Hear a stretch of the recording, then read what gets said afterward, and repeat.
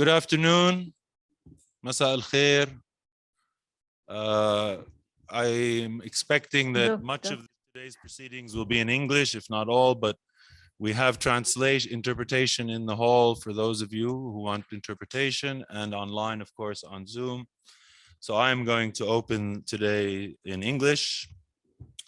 I'm Raja Khalidi, and it gives me great personal pleasure, and it's our Institute's honor to convene this 2022 Palestine Studies Symposium, co-sponsored by 5 distinguished global academic centers who have well-established scholarly research and education programs on a wide range of Palestinian political, historical, social, and economic topics. We thank them for their interest and for their support. A case like Palestine, enduring as long as it has, provides fertile ground for a range of theoretical, comparative, and empirical investigation that grows wider and deeper with every new doctoral thesis you all produce. For the past several decades, many of our presenters and discussants and participants here have taught or been taught by some of the others, or have published and shared conference panels in their respective universities. While no self-respecting professional academic, economist at least, will find readily too much to agree with another, over time, together, you can rightly claim to have collectively, as a scholarly community, pioneered a new academic discipline of Palestine studies. Mass, too, contributes to Palestine studies in its own domain. I believe that the Prospects for Development in Palestine, PDP report, issued earlier this year, embodies much of the accumulated wealth of knowledge on this subject that a number of those present today have helped to generate over the years.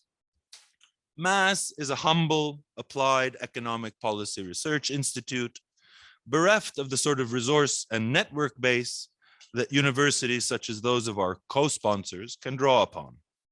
Hence, we thought that with our PDP in hand, the moment was ripe for bringing together this scholarly coalition of the willing to consider some of the strategic, economic, social, and political implications suggested by the report's analysis of Palestinian development performance, challenges, and prospects. We all know that Palestine is not simply another subject of academic and theoretical investigation. For some of those assembled here, it is also a cause or a personal experience, and for others, an ideology. But that does not prevent us from exercising our scientific method, our informed judgment, and especially our common sense, so that our work may, as it is said, speak truth to power. As policy analysts and advisors, that is the limit of MAS's remit, i.e. to provide evidence-based policy recommendations to support, hopefully, enlightened Palestinian policymaking. But as researchers and scholars, we also need to hear from experts such as those who are with us today and who maybe are unencumbered by some of the responsibilities of policy advice, but we are all rooted in a community of thinkers who care no less than we do about the rights and the great potentials of the Palestinian people. There are parts of the report that I would have liked to have had more than the time we have. 3 hours is a lot already, to present and hear your opinions about in greater depth. But alas, our presentation of this 100+ page study by several of the co-authors will be selective, and we hope that our distinguished panelists here and online will provide their own insights into some of the findings and recommendations of the report. In exposing this report to the light of scholarly scrutiny, we are sure that some may think we have not gone far enough, or have not told the whole story, or perhaps glossed over some of the fault lines. Some will even ask, you say development under settler colonialism? That's fine. Indeed, bring them on. That's why we're here. I hope that this collaboration will not be the only time that we at MAS and you out there in the academy have a chance to come together and compare notes. Every year, there are new groundbreaking reports and books on social and economic development and related tracks of Palestine studies that are no less deserving of us finding the time to meet, exchange, argue, and learn. So we will be exploring with our co-sponsors after this event options that might exist and be attractive for making this a regular gathering. Finally, a special note of appreciation to the United Nations, UNDP, Program of Assistance to the Palestinian People, its special representative Yvonne Hell, her assistant Soufiane Mouchasha here with us today, who provided the resources needed to produce the report, not for today, but to produce the report.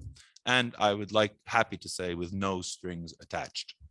Once again, welcome to our co-sponsors, to all participants, and deep thanks to each and every panelist who have given up some of their valuable time and thought to be with us intercontinentally. So now I'm going to hand over to Mandy Turner, who will moderate the first session. As for questions and answers, we hope that after the discussion with the panelists, each moderator will leave enough time so that we can field questions from here in the hall, which we'll take by listing, and questions that we ask, please, participants online to put into the Q&A. And it will be up to the moderators to field those in the last half hour of this first session. Thank you very much. Mandy, are you ready? Yes, Raja, thank you. Can you hear me? Nice to see you. Yeah, go ahead. The floor is yours. Thank you. I'm really delighted to be presenting or moderating the first session of this really great discussion of the book, Prospects for Development in Palestine. You can get it on the MAS website, or indeed pick it up while you're there at MAS. So this session is going to look at aid, failures of Oslo, and collective mobilization for development. And the discussion is going to be led off by Mushtaq Khan, who is a professor of economics at SOAS University of London and Chief Executive Director of the Foreign and Commonwealth Development Office Consortium on Anti-Corruption Evidence. He's a leading thinker on political settlements, economic development, governance, institutional economics, patron-client relationships, and effective policy implementation. He's written and researched on many countries, including Palestine. Others include Bangladesh, Thailand, Nepal, Tanzania, Pakistan, and Malaysia. So the way that the organization of this session will go is that Mushtaq will talk for around 20 to 25 minutes. And then we have three distinguished discussants who will have an interactive discussion with me about some of the themes that are brought up in the report and brought up by Mushtaq. And I will introduce them after Mushtaq has spoken. So over to you, Mushtaq. I will try to keep you to time. I will send you a message when we're nearing the time. Thank you very much. Thank you, Mandy, and thank you to the organizers. Can I share a PowerPoint? Is that disruptive? Yeah, you have host facilities, I believe.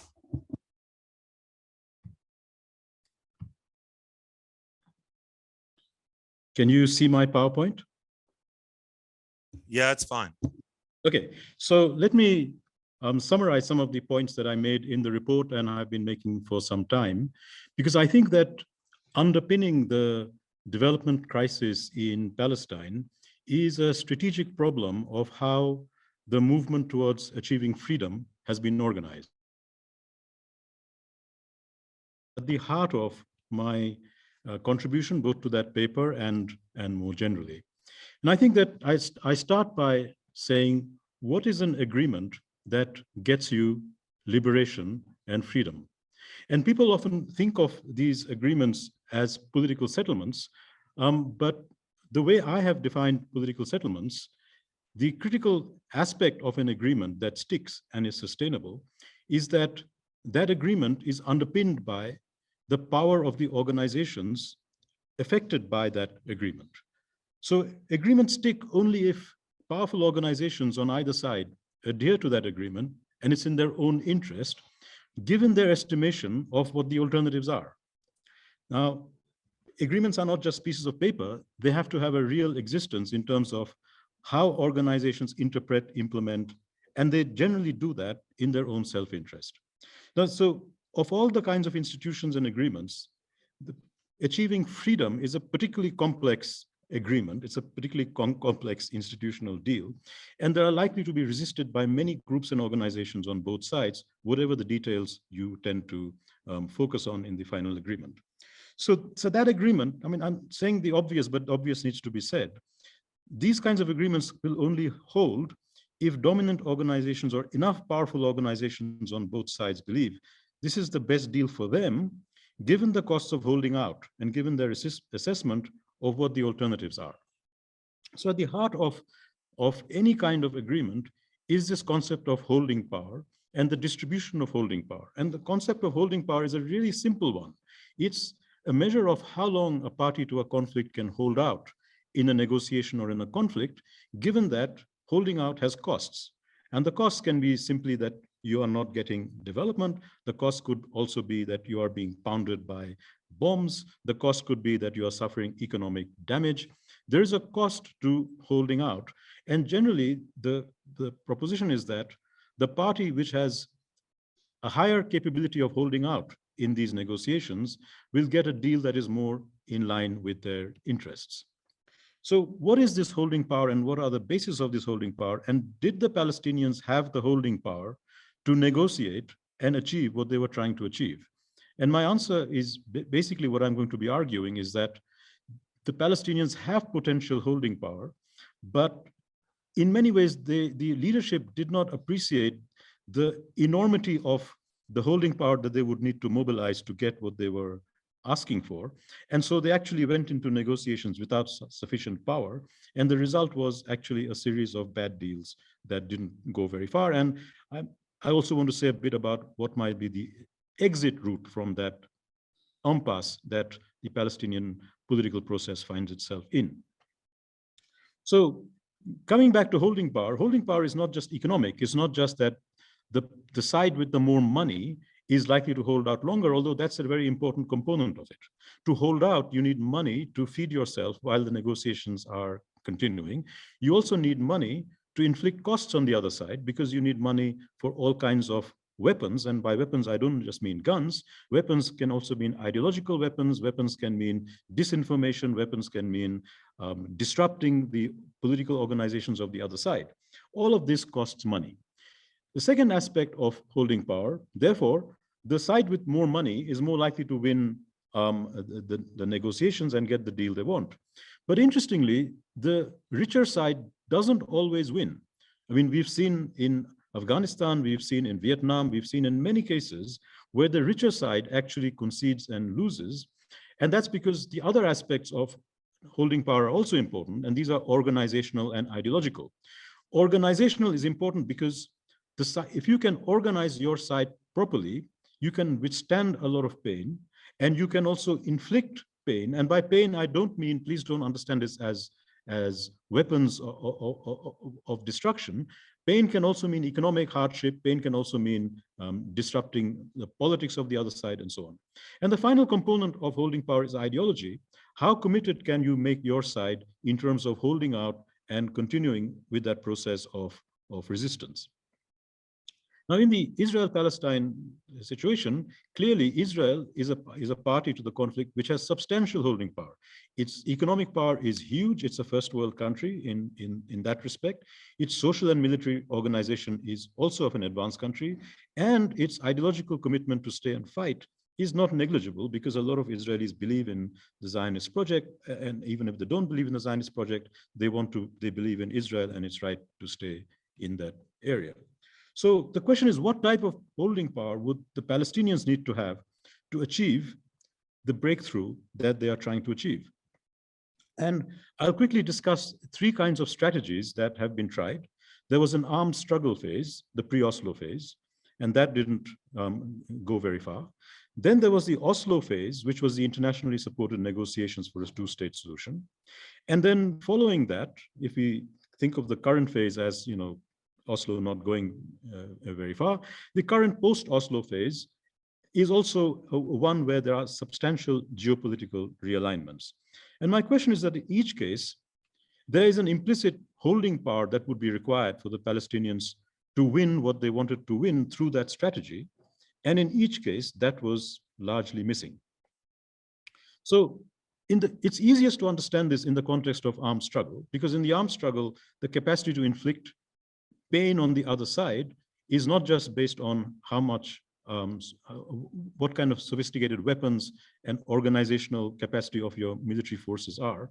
It's also on the infrastructure of the supply lines of concealment, where you can hide, what kinds of hinterland you have in terms of supplying. From all of those perspectives, given the topography and social organization of Palestine, it's not surprising that the holding power of small groups of Palestinian fighters was never very high. It was never going to inflict enough costs on Israel. And if anything, that sporadic armed struggle strengthened Israel's own holding power in terms of its international diplomatic support and so on. So one of the few achievements of Oslo, perhaps, was that it got the Palestinians to abandon the armed struggle as a strategy for achieving liberation in an environment where the holding power required to win through that strategy was never likely to be sufficient. So this is my interpretation. People might disagree with me. I'm just giving you a kind of an interpretation of what I see from a distance as different kinds of strategies. The main proposition that I want to discuss is what would be the holding power that would have been there, that was sufficient to have made Oslo succeed. And I think this is where the whole problem starts from, a kind of misunderstanding on not only the side of the Palestinians, but many people who were friends of Palestinians, of the holding power that the Palestinians would have had to make the two-state solution emerge through the Oslo process.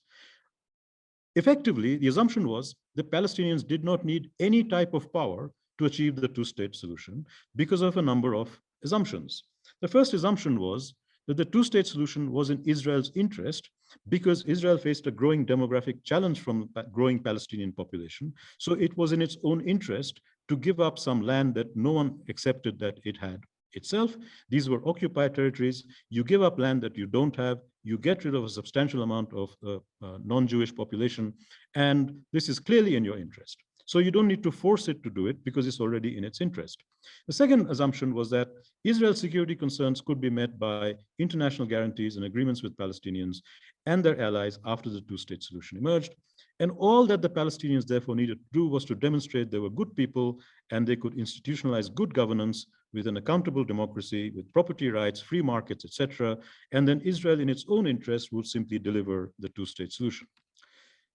This is assuming both making assumptions about the interests of the two sides and the relative power of the two sides, because if the two-state solution was in Israel's interest, and if Israel was the more powerful side, then Israel would enforce the two-state solution in its own interest, and that would be the end of the matter.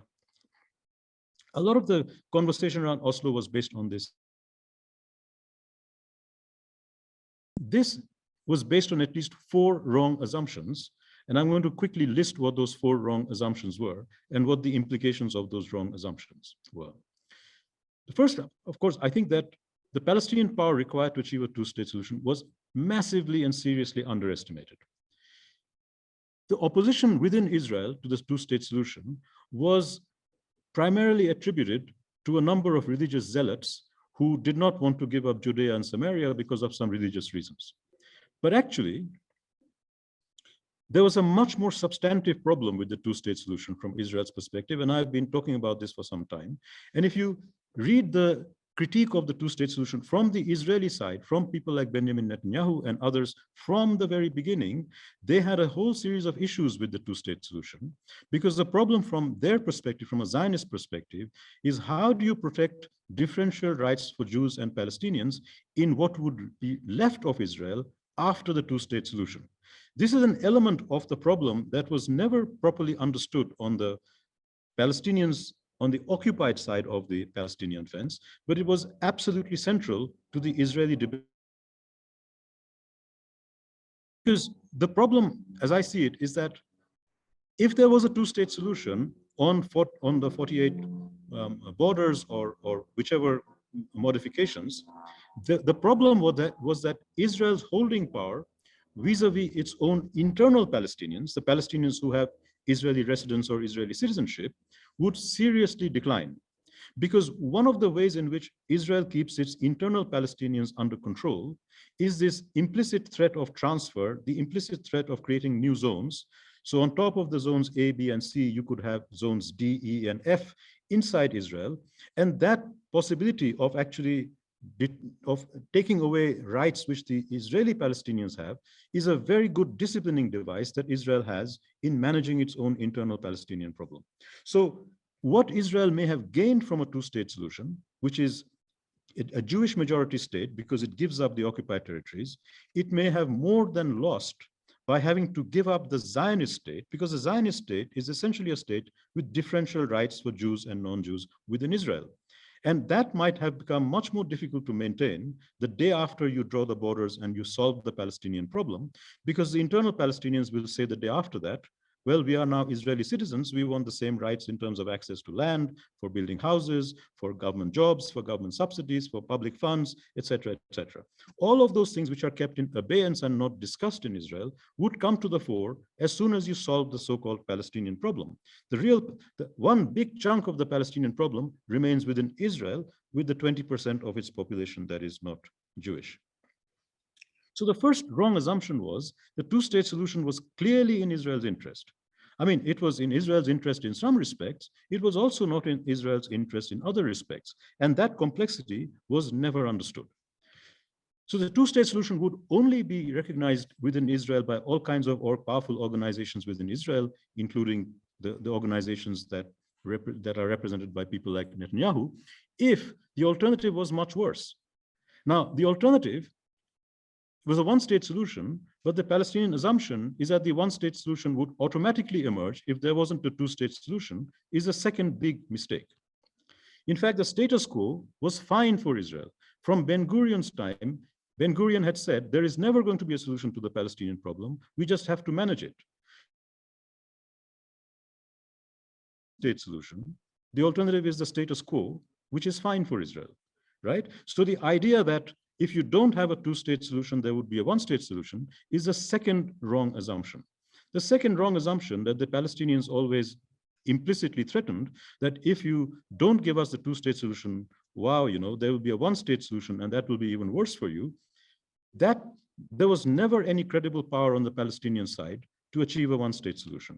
Because a one-state solution is even more challenging for Israel to achieve, because it would have to agree that there was no alternative but to give all Palestinians equal citizenship rights, access towards representation, elections, public funds, make everything equal. That's a revolution, right? Now, what holding power did the Palestinians have to make that credible? Almost none.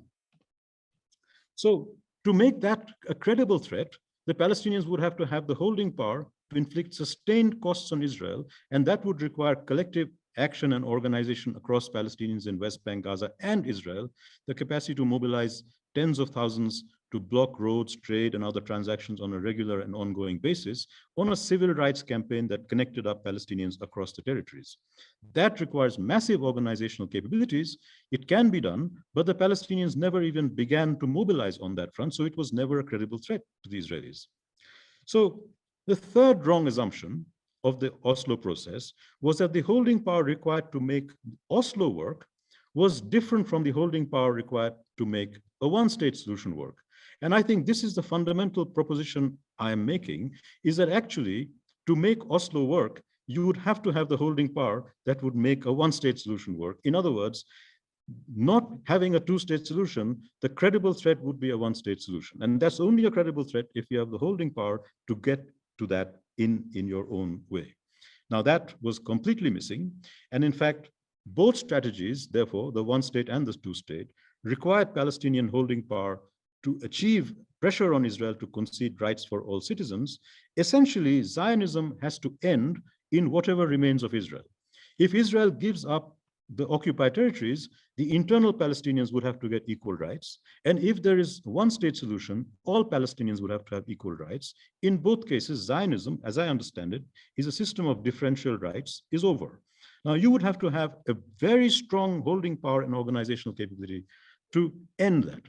And the final straw, and this is the connection with development, the Palestinian leadership and many development partners did not understand that since Israel did not have an interest in a viable two-state solution simply through negotiations, If you engage in endless negotiations and the stronger party can violate agreements, but the weaker party has to stick to agreements, then what follows is what I've described elsewhere as asymmetric containment. Because you have a one-sided interpretation of all the negotiations, and the result is pressure on the Palestinians keeps building to keep to agreements, while the Israelis are capturing more land and resources and interpreting economic and trade protocols in a one-sided way, which is stunting Palestinian development. In other words, engaging in this negotiation where the stronger side does not have an interest in the two-state solution is not neutral. It is actually resulting in a worse outcome for you than if you had done nothing. So the fourth and final wrong assumption was that keeping on negotiating when you are weak is always better than pursuing an alternative strategy of building talking. And I think what is clear is that nothing much has come out of all the talking, because Israel uses its asymmetric power to use the negotiations to actually get more Palestinian territory, more Palestinian water, interpret the trade and other protocols in ways that are absolutely damaging to the Palestinian interests. Okay, so last two slides. What is the way forward? External forces, the UNDP, Friends of Palestine, and US congressmen and women who support Palestine, they can do a lot, but they can't change the balance of power between Israel and Palestine on the ground. That has to be achieved by Palestinians, and that requires a change in Palestinian strategic thinking. Palestinians, in my opinion, do not have the capacity on economic and military power to take on Israel. The only strategy that Palestinians have is to use their parity on population and their ideological commitment to liberation to organize collective action, but this collective action cannot be bitty, that West Bank is separate from Gaza, is separate from Israel. The only strategy that can generate real holding power and inflict real costs on Israel is a Palestinian organization that cuts across the territories on a minimum program, and the minimum program is the demand for Palestinian rights, leaving aside the question of whether you want one state, two state, or three state. The point of it is that all of those solutions require Palestinian holding power, and that minimum program is something that all Palestinian factions, including in Israel, could come together on, but it's not going to be easy because this is politics and this has lots of internal conflicts, and Israel will try its best to prevent this from happening, but it is essential. And here, May 2021 was for many of us the beginning of a spark that could go in a different direction if you understand the significance. Because in my opinion, nothing scared Israel more. No bombs, no missiles from Gaza, no protests and demonstrations, no endless negotiations in Oslo. Nothing scared Israel as much as May 2021. And what scared Israel was the possibility that you could have the Gazans, the West Bankers, and the Israeli Palestinians mobilizing on a common platform of rights. We are far away from that, but that is the only substantive and significant holding power that Palestinians can organize, in my opinion. Against that, there is a challenge of changing geopolitics. The geopolitics of the region are changing rapidly. Israel is a lesser evil for many regional countries than Iran. The Abraham Accords reflect that. And the issue of that is that that allows a new kinds of realignments to happen. Aid is declining. Investments might increase through the Gulf countries and through Israel. And what is going to happen here is this strategy of economics first, politics later, which used to be the Netanyahu kind of approach to dealing with the Palestinians. It is not now just the Netanyahu approach, is the approach that Russia, the Chinese, the Emiratis, the Saudis, all of them are supporting different variants of this mantra that let's have the economy first, and then we can deal with politics and rights and all of that stuff later. This is a severe challenge because at least in the previous dispensation of the global, rights-based world that we were in, you had a bigger space for demanding rights. In the world that is emerging, the space for demanding rights is shrinking, particularly in these alternative coalitions that are emerging. And Israel will obviously try to use future investment flows to further fragment Palestinian interests and divert the more enterprising and organizationally powerful political leaders in the Palestine into money-making partnerships with Israeli interests, possibly with Arab money coming in from the Emiratis and elsewhere. Now, this is very likely to happen once things settle down, but there are risks here for Israel too, and the Palestinians need to exploit those risks. If investments in Palestine increase, Palestinians could mobilize to demand linkages with education, with skills for backward linkages, and these demands can link with broader rights. So this strategy is not riskless for Israel, but it requires a recalibration of Palestinian strategic thinking, and that's some of the things we argued in the paper that Raja referred to. So finally, let me end by saying that, as I see it, the only likely source of future Palestinian holding power is organizational. It is not military. It is not economic. And this organizational power is not just a little bit of your demonstration here and a demonstration there. The holding power required to really take on Israel is massive. And so the Palestinians really need to work maybe for years to construct that collective action, which connects territories and factions within the Palestinian nation in organized collective action on a minimum program that they can collectively at the same time demonstrate, strike, do boycotts, not here and there, but in a unified way across these territories. That inflicts costs, and over time, these costs are large, and this is how, in many countries, powerful colonial oppression was overcome. So there's lessons to be learned by the Palestinians on mass mobilization, peaceful protests, non-violent demonstrations. These are the things that actually inflict a lot of cost on the occupying power. And ironically, if Palestine can coordinate a mass-scale rights movement, which is actually going towards a one-state solution, it paradoxically makes a two-state solution also likely. A two-state solution will not happen until a one-state solution looks likely. This is the paradox. And people thought that actually we can forget about the one-state solution, we can just threaten it, and they will give us a two-state solution. Complete big mistake. It misunderstands the whole strategic nature of negotiation. So regardless of whether the Palestinians want one, two, or many states, regardless of the geopolitical games in the region, credible Palestinian holding power to achieve any fair settlement has to be based on very massive holding power. And our argument, and I think most of the people writing that report agree, that holding power has to be based on collective Palestinian organization demanding rights for Palestinians across the territory of Palestine. Thank you.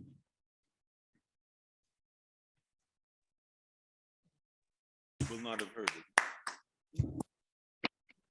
Thank you, Mushtaq, to this symposium. Without further ado, I will move on to our other distinguished speakers, because they're all going to tease out some of the aspects that you talk about today, and also in the report. If people want to go to the report, there is much more in-depth discussion that Mushtaq outlined today. So I just want to introduce our distinguished speakers on this panel. We have Amal Ahmad, who is a postdoctoral fellow at the University of Göttingen in the Department of Development Economics and the Center for Modern Indian Studies. She completed her PhD in economics at the University of Massachusetts, where her research focused on developing countries, particularly the microeconomics of learning and development in the agricultural sector. Her research combines empirical and theoretical development and microeconomics, and she has teaching experience of maths, economics, econometrics in the United States. Our second distinguished speaker is Bashara Domani, who is the current and fifth president of Birzeit University. He's a professor of Middle East history at the University of California, Berkeley, and he's written on the social history of the family, gender and law in Ottoman times, on academic freedom, and on Palestinian affairs. Professor Domani also serves on the editorial committee of the Journal of Palestine Studies and the board of the Palestinian American Research Center. Our third distinguished speaker is Leila Farsak, who is an associate professor and chair of the political science department at the University of Massachusetts, Boston. She's also an Al-Shabaka policy analyst and the author of Palestinian Labor Migration to Israel, Labor, Land and Occupation, and of Rethinking Statehood in Palestine, Self-Determination Beyond Partition. She's worked for a number of organisations, including the OECD in Paris and MAS, of course, in Ramallah, and has been a senior research fellow at Birzeit University in Palestine. So I'm going to start off our distinguished discussion about the themes that Mushtaq has outlined, and I'm going to start off with our historian, Professor Damani. The way that we're going to do this is I'm going to ask a series of questions to each speaker so that we don't have overlap. And so, Professor Damani, I'm interested the fact you are a historian and you've analysed the situation in Palestine since Ottoman times. So my first question to you is, how do you think historians in the future will look back at this period of Palestinian history from the signing of the Oslo Peace Accords to the present day? Mushtaq uses a political settlements framework and emphasises the wrong assumptions made behind that. What would you emphasize? I would thank you very much, Mandy, and I must say that whoever gave you that bio, it's about 12 years old, so it's a completely different situation for me now, but I'm not getting into myself. How much time do I have? A minute, 2, 3?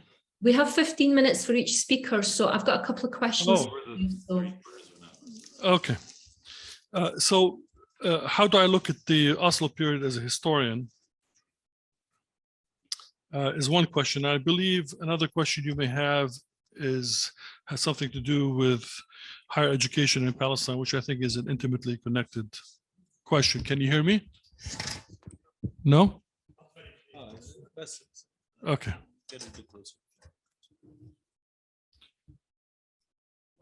وعلي صوتي ماشي الحال. I'll raise my voice, that's fine. I suppose if I may start with just a general statement, criticizing Oslo is an industry. Dozens of NGOs, hundreds of academics, thousands of reports, etc. And the question is, what then? Most of this criticism has nothing to tell us about the Palestinians. It tells us about what the Israelis are doing, what the Americans are thinking, what the Gulf people are doing, or at most what the PA is doing, Palestinian Authority.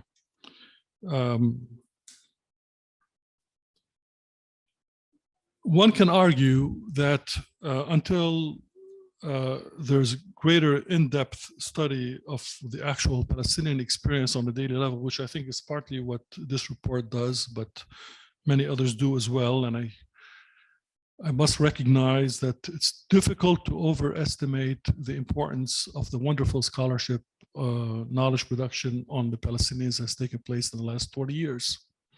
It's really amazing. But in forums like this, they tend to be on the sidelines of the discussion. One can argue, for example, that, and please forgive me for this, but the presentation infantilizes the Palestinian leadership.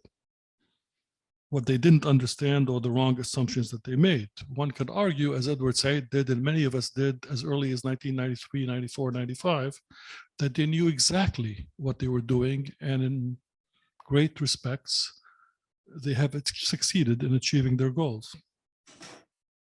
They wanted to survive, not knowing perhaps, or being able to make the distinction between what's good for Palestine and what's good for them, which is an old story in the Palestinian leadership that predates the Palestinian Authority. Not being able to make this distinction meant that their survival is paramount, and the longer they survive, the greater the chance that they will achieve their goals, whatever they may be. And I believe many of them believe that their goal is freedom for the Palestinians. If that is the case, then arguing rationally about making correct assumptions in the future isn't going to help anything. In fact, I think Oslo succeeded brilliantly for most of the people who were invested in it. The question of the Abrahamic Accords, for example, giving us a wrong assumption of economics first, politics later, is actually, and this is an answer to your question, Mandy, one of the most important core elements of the Palestinian experience over the last 120 years. That is precisely the argument that the British and the Zionists made in the 19th century, late 19th century. That is the argument that the Mandate made to try to justify its presence. That is the argument of the benign occupation and the well-being of the Palestinians that the Israeli government has made consistently since 1967. What has changed? The Abrahamic Accords is only, in many ways, an attempt to reinvent, reinstitutionalize a discourse that has been dominant for over a century. Another structural issue I would raise is that there is a great deal of confusion in the discussion that results from the fact that Palestine and Palestinians are not the same thing.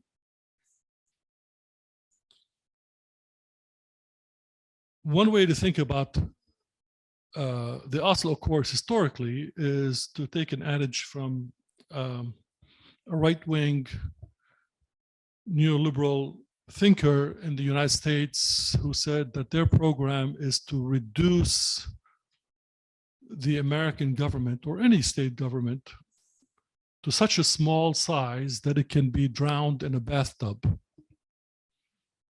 And I think that's exactly what the Oslo Accords in many ways were meant to do. The Palestinians became Palestine, Palestine became the West Bank became Ramallah, Ramallah became the Muqata.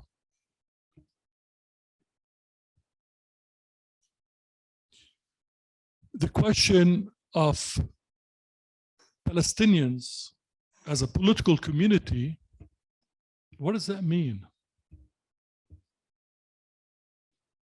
This is another historical analogy I'd like to make, which is the question of autonomy. Under the Ottoman period, autonomy was in many ways imposed from the bottom up, and the Oslo Accords is from the top down. That is to say, there was never full sovereignty for the Palestinians in the modern sense of the word as a nation state. Period. It has never happened. Not for 1 minute over the last 100, 200 years, which is when most states achieved a sense of internationally recognized sovereignty. The most that has been discussed is autonomy. And the difference between autonomy under the Ottoman period and autonomy under a full-blown settler-colonial regime are, of course, very different.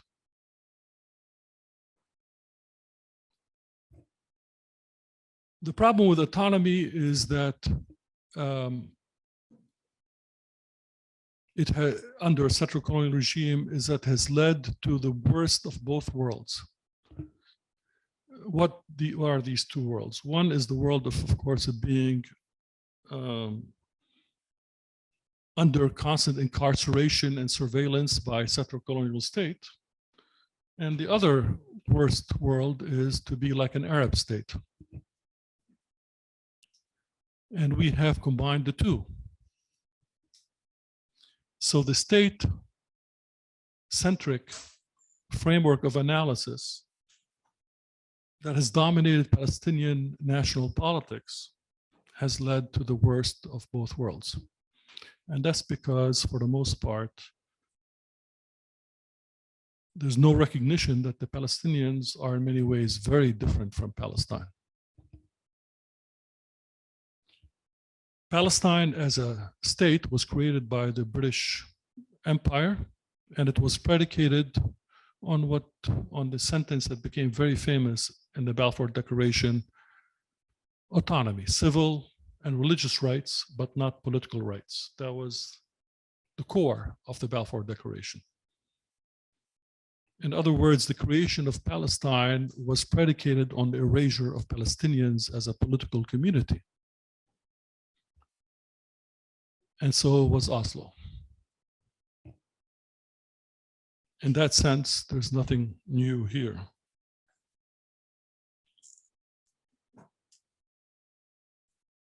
The second point I would make about the Ottoman period, if I may, and I'll make one more after that very quickly, is that the Palestinian condition has always been an international or a global one. International is a wrong word because the world was not always made up of nation states in an international coalition. In fact, that is just a very recent development that is perhaps not going to be with us for too long. It's always been part of a global condition. Palestine was at the center of global concerns well before the Zionist movement.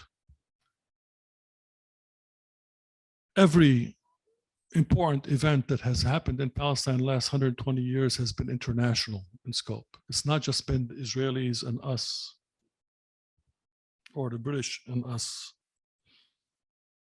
From the mandate itself as a political structure was part of a global agreement.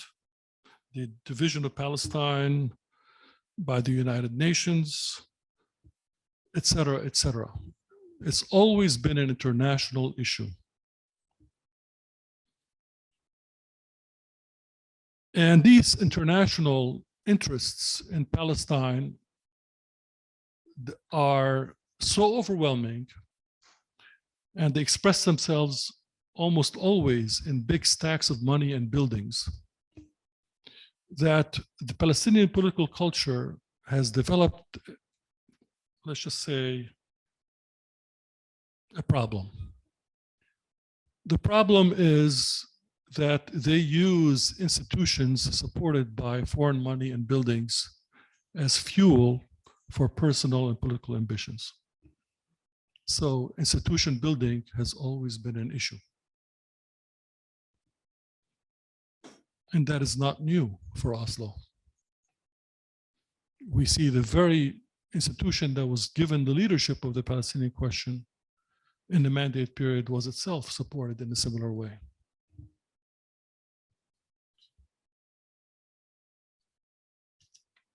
So I want to add on a more, this part of the question, optimistic note. One big difference between the Ottoman period and now is that the Palestinian condition has become a symbol for a different way of thinking about the world.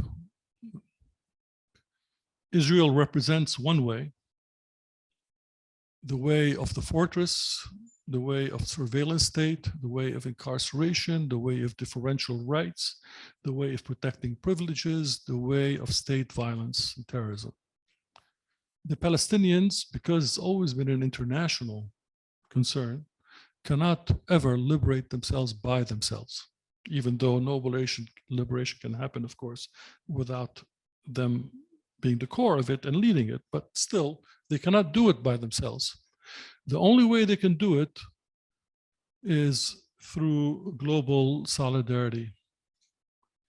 And one big difference between 120 years ago and now is that the Palestinians have managed, not through leadership alone, or not through state-centric thinking alone, but through everyday struggles for survival and dignity and freedom, to become the symbol for a different way of organizing this world that is completely opposite to that Israel represents. And it has attracted, as a result, enormous attention and support, which we are the beneficiaries of in some ways, but still have not realized the full potential. Thank you. Did you have another question, or? Well, thank you, Bashara. I think I'm going to move on to ask a question of one of our other panelists. I'll come to you, Leila. I really wanted to kind of build on what Bashara talked about and what Mushtaq outlined, and especially this kind of the failures of Oslo and the land for peace paradigm.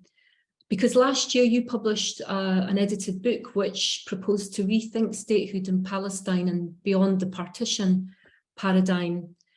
And I wondered if you could talk to us a little bit about some of the strategies you looked at and how might they help to mobilize the collective power of Palestinians, and what do you think of the strategies proposed by Mushtaq?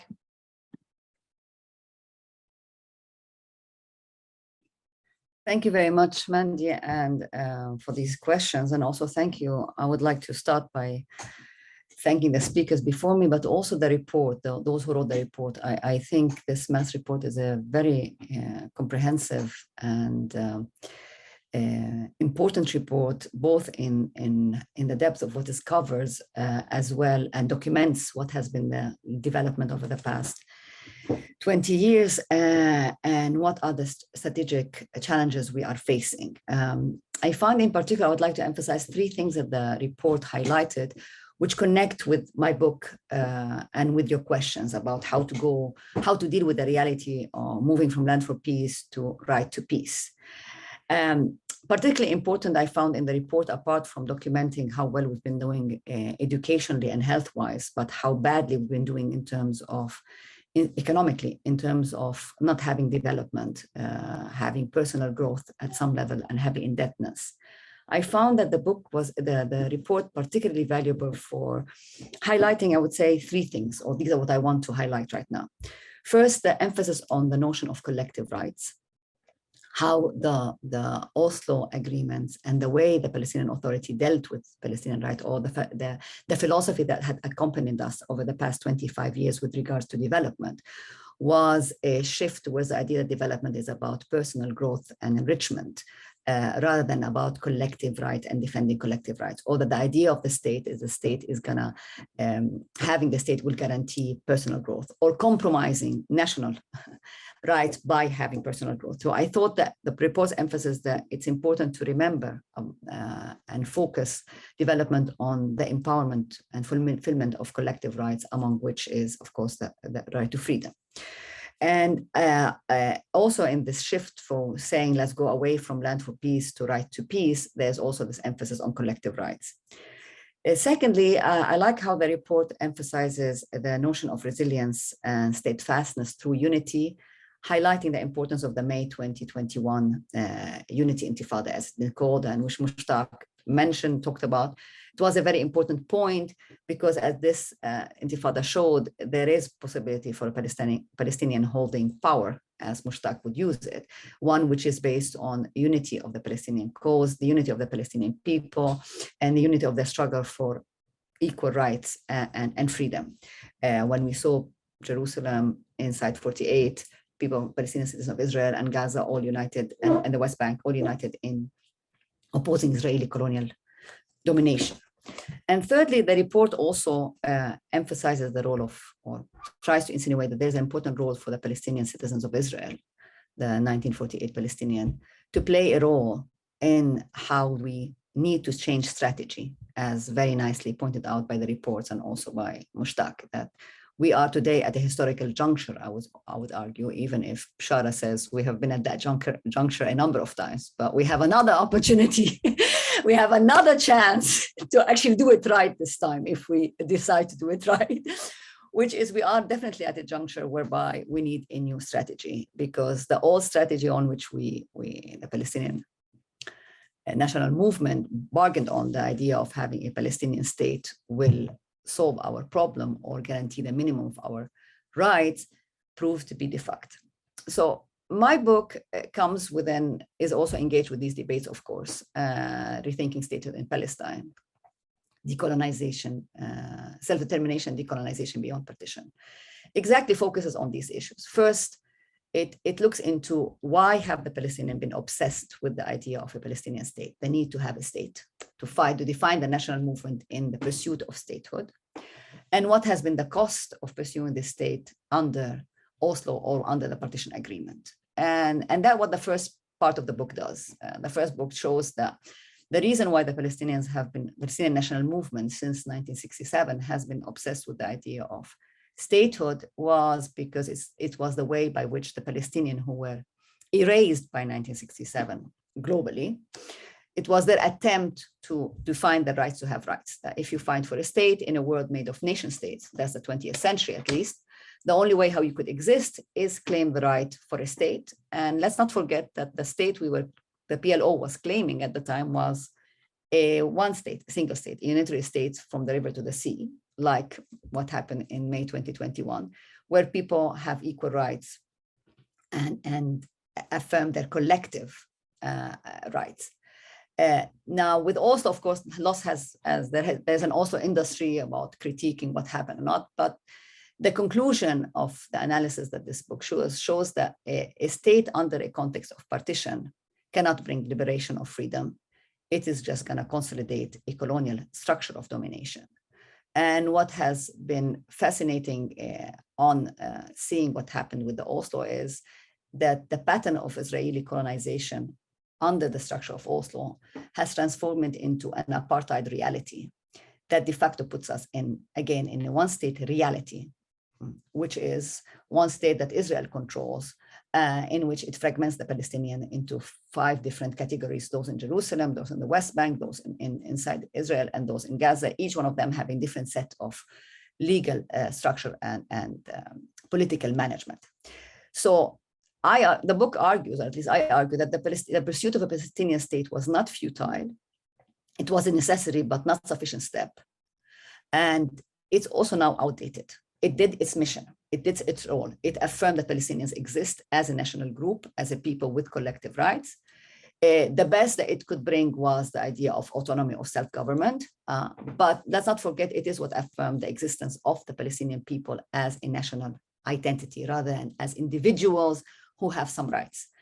But now this road is over and we need to think, how do we go beyond it, or what do we do? What is the new strategy that we need to pursue, Palestinians need to pursue in order to assert their rights? And here the book looks into what kind of strategy, that's the second part of the book. It looks into what kind of strategy we need to go beyond the partition paradigm. Partition paradigms have always been, since history, since the mandate in particular, and even before, have been part and parcel of divide and conquer and have been an important tool of all colonial projects. And Israel has excelled in using it with regards to the Palestinian. But again, it created an apartheid reality, which confirms the domination of Zionism in all of Palestine. How do we fight it? So here, the issue is not whether the state, in my view, can or should be transcended, but rather how the state needs to be redefined to ensure that it protects Palestinian collective or national rights. The state is fundamentally remains a tool embedded in an economic and regional international structure that we need to understand, and which the reports allow us to think into the Mass report by talking about how the regional configuration are changing, what do we do with the Abraham Accords, how the Abraham Accords are an indication of changes in the region that we need to, can be an opportunity for us, but can also be something against us. And to follow on what Shahrud Domani was saying, it's also an opportunity for us to think how Palestine can provide a model for a different way of existence as a state, because it is true, as he mentioned succinctly, that the tragedy of the past 25 years that we created the worst type of state, a state under autonomy under colonialism, and a structure which is very similar to Arab states. But this feeds also into what the book recommends, is that we cannot look at Palestine just as in a very myopic way. We need to look at it in a regional and international context, because that shapes the options we have and also the solidarity we can create. So in terms of strategy, the book proposes the following. I would mention 3 main points. First, it argues that we need to think of the state as a tool and not as an end in itself. Too much focus has been spent over the past 20 years that, once we're going to have the state, we're going to have liberation. And, it's just one more step. We're going to go to the UN, and the UN is going to affirm our right. We're going to, the Saudis are going to help us, okay, until the Saudis said, no, we're not helping anybody. We just want to protect ourselves from Iran. So we need to think of the state as a tool, not an end. And it's a tool to protect Palestinian rights, collective rights, and not just only individual rights.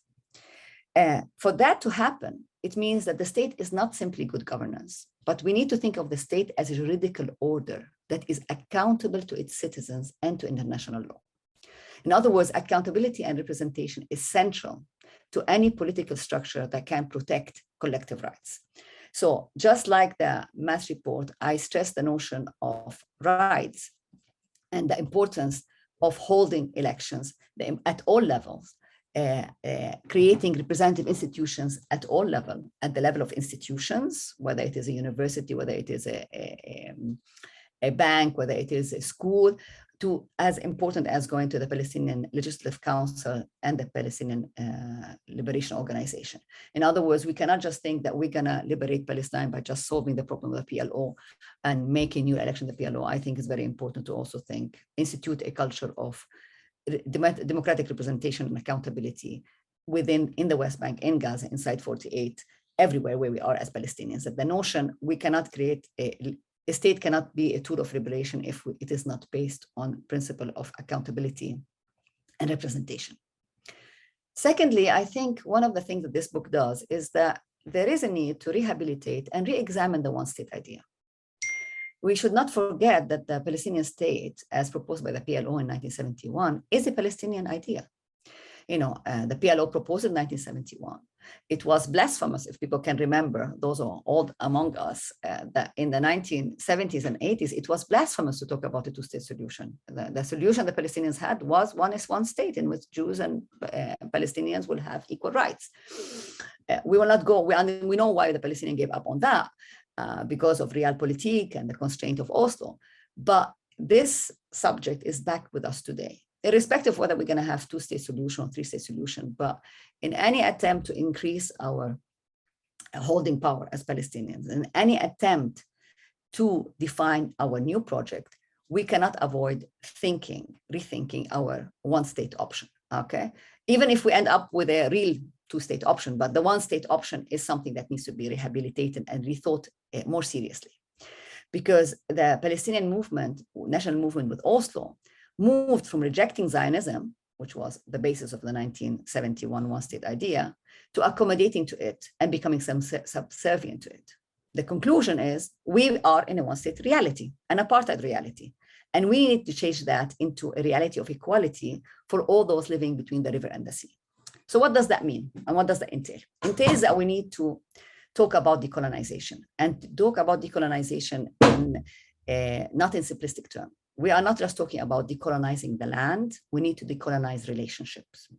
We live in a set of colonial relationship, not only with Israel, but also there's an element of what we call internal colonization, which again is based on the lack of democracy or accountability, based on the fact that some people enriched themselves at the expense of others. So we need to talk about decolonization as a process, and a process that involves looking at relationship of colonizing relationship that is based on oppression and dispossession.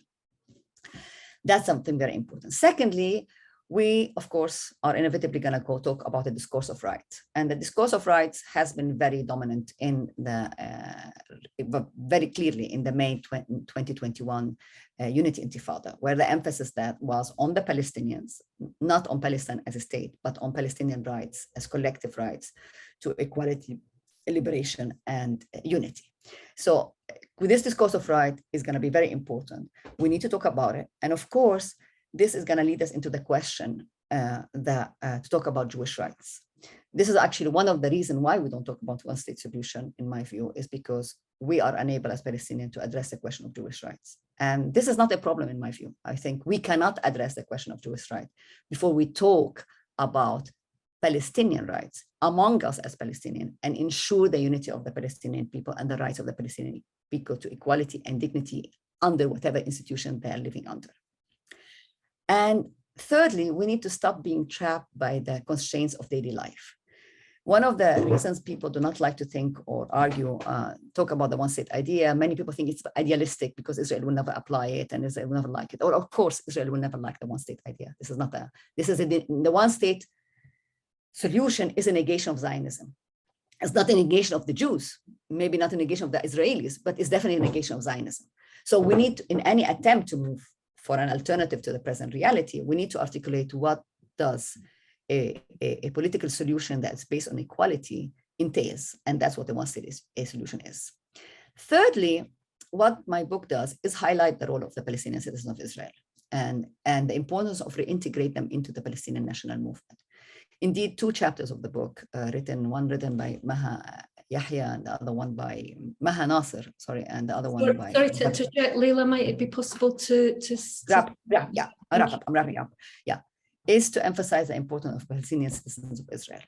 And fourthly and lastly, is the importance of the grassroots and the resistance and steadfastness from below rather from up. This has always been the strength of the Palestinians. The problem of Oslo is that it tried to weaken it, but there is no way out of it without in strengthening those grassroots initiatives, which we've seen very well in May 2021 and are still everywhere in Palestine, but need some institutional structure that can help solidify them.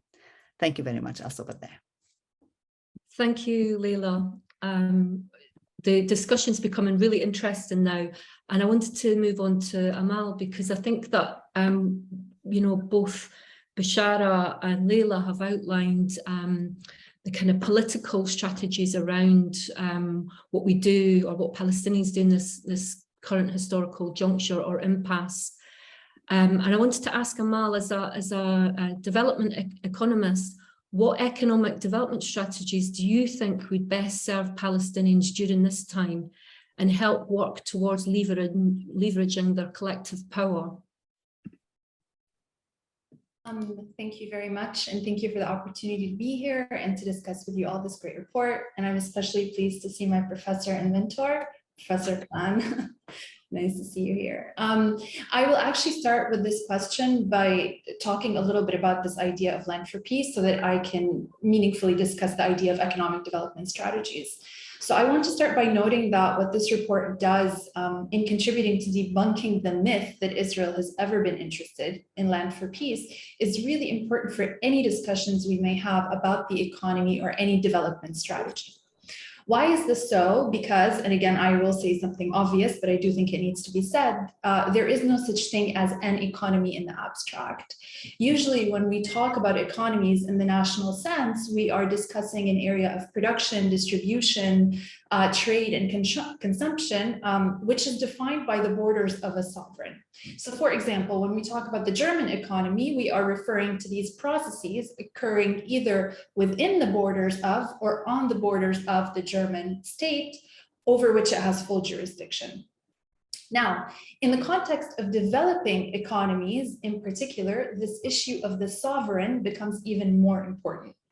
Why is that? Because economic development, and here I'm talking in the sense of structural transformation and productivity-induced growth, and not just sustaining consumption or standards of living, is a very, very difficult process. It's beset by a number of coordination problems and market failures, and the state is always involved in this process and this effort.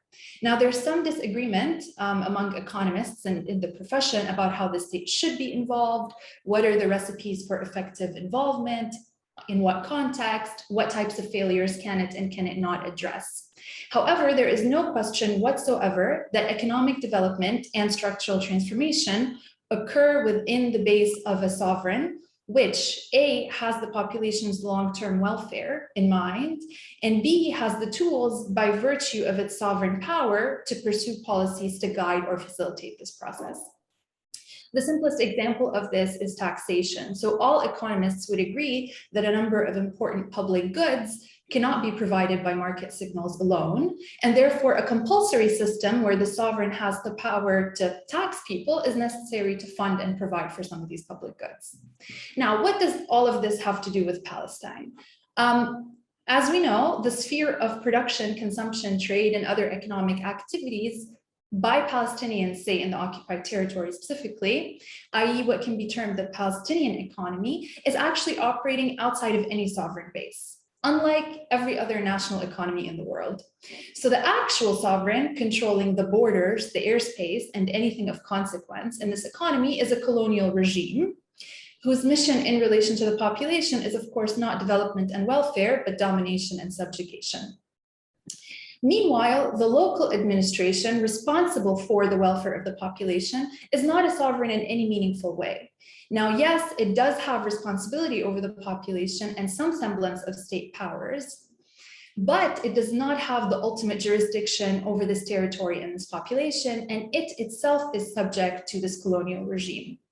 Now, actually, in Palestine, the absence of a sovereign base is especially devastating for the economy, given the existence not just of ordinary market failures that sovereign power is usually needed to overcome in other development contexts, but also really severe failures imposed externally on the market through the colonial regime's very high ad hoc transaction costs of daily life in Palestine. So basically what I'm trying to say is that the occupation means there's no room for a state to facilitate even basic development processes in a context in which the ability for the market's price signals to efficiently allocate resources is even worse than usual. Now, in this context, it's really almost impossible to speak meaningfully, in my opinion, of economic development or structural transformation. At the minimum, what is needed is a state which controls its revenue base and its natural resources, and which has independent fiscal and monetary tools. Now, the Palestinian Authority has none of these, precisely because it does not control its borders. And so these structural issues cannot be remedied in the absence of a political solution. For example, just to give an example more concretely of what I'm talking about, on the issue of revenue, we all know that the Palestinian Authority relies on taxes on imports called customs taxes collected by Israel for 2/3 of its revenue base. And this is very devastating for its bargaining power against Israel because it's reliant on Israeli transferred taxes for its financial survival. Now, the Palestinian Authority cannot actually, to any serious extent, mitigate this problem. It cannot reverse Israeli control over its revenue base when A, it lacks control over the borders through which these imports pass, and therefore through which taxes are collected, and B, when it's unable to rely on a strong domestic economy for a big income tax base so that it can reduce its reliance on these import taxes that it does not control.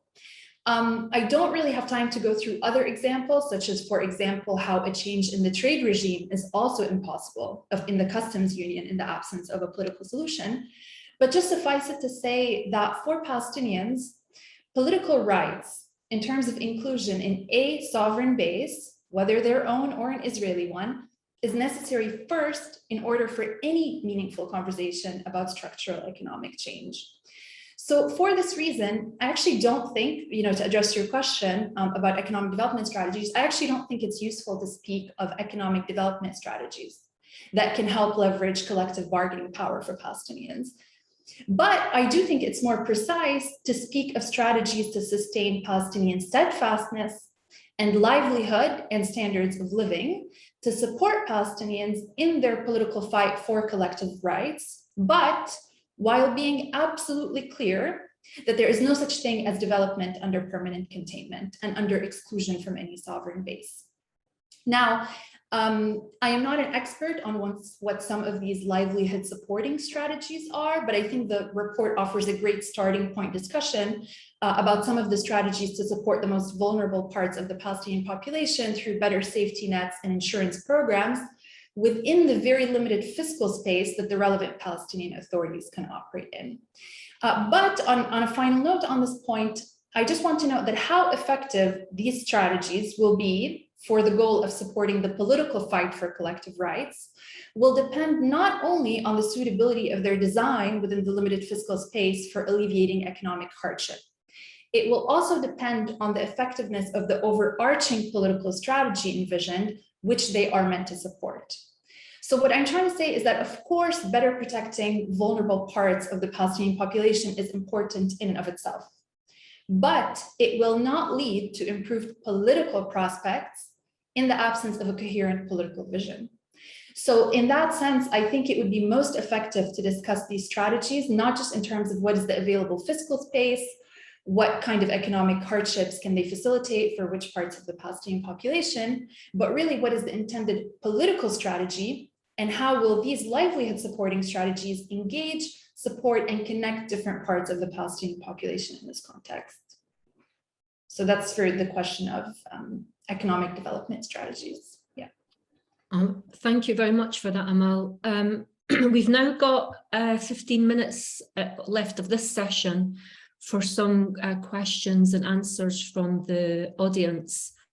Mandy, let me take see if anybody here in the hall. Perhaps we could kick off with a couple questions from here. Yep, that would be great. And or comments from Bishop Shara as well would be, you know, to anybody would like to add or ask. Yes, تفضل. انت رافع ايدك؟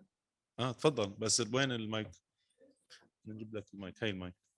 Is that okay, Mandy? And then yeah, I didn't see anything in Q&A. There's something in Q&A in Arabic. I can read it out to you later. So yeah, okay, thank you. تفضل. عز الدين Abu Taha from PLO.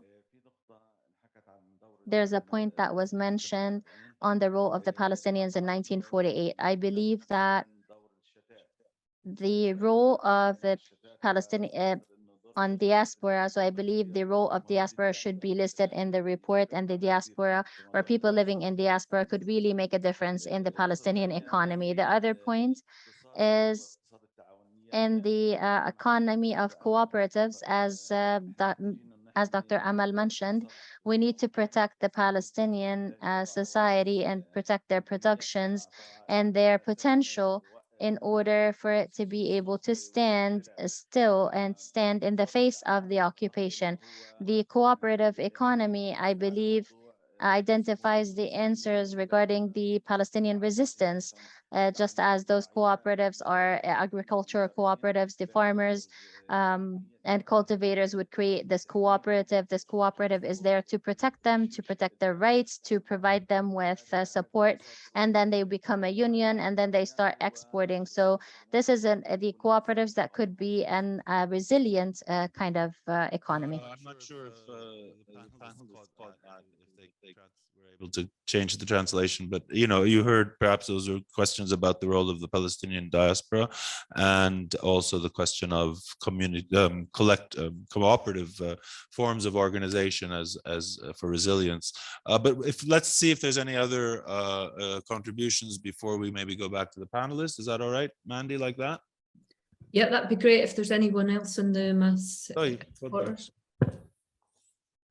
Here from the hall in Arabic. So do your translation. There's an icon for those of you online who want to. Yes, تفضل. شكرا. Thank you. My name is Mahmoud Ziada. I'm an activist, a union activist. It seems to me that we shouldn't actually burden ourselves to find a solution, to have whether one state or two state solution, or even a 3-state solution, or a confederation, because this is we're unable to attain this under the colonial occupation. However, the solution could be, or maybe the priority, the Palestinian priority should be that is not to have a solution to begin with, because the solution, the possible solution, taken into consideration the power structure that we have under occupation, is all for the favor of the occupation. And what kind of solution would we have in the near future has to be with the acceptance or approval of the occupation. What gives the Palestinians justice is the moment that we break free from the occupation, or we dismantle the occupation. What's the strategy that we have for that? And I hear think about having a social justice is more than a necessity, since we're living under under the occupation, and it's a necessity after breaking free from the occupation, or having freedom, liberation from the occupation, because they suffer the aftermath of lack of justice, lack of dignity after the occupation, due to the norms that overtake the situation when the state receives its independence. So being an independent state, whether it's one or two independent states, it doesn't matter if they don't have justice, if it doesn't have dignity and maintain the dignity of the people, for those who are actually interested in breaking free and liberating from the occupation. And what we need in all the places of existence of Palestinians is having unity based on sharing the burdens and the resources, not just the unity of geographic unity that we see when we have more pressure from or more violations from the occupation and the colonial occupation. What we leave a unity that we're living on based on today's situation, something that gives us the feel of dignity and makes us feel as stakeholders and have buy-in in this. Dr. Nauman, and then we'll hear from one more from the whole before we open the floor to Zoom. Another couple comments and then hopefully give a couple minutes to each of the panelists to come back because we do want to open the next panel in within 10 minutes. على فكرة في أكل تفضلوا برا اللي بحب يروح يجيب صحن ويجي خذوا راحتكم. تفضل Food is دكتور. available in the hall for those who would like to grab a bite.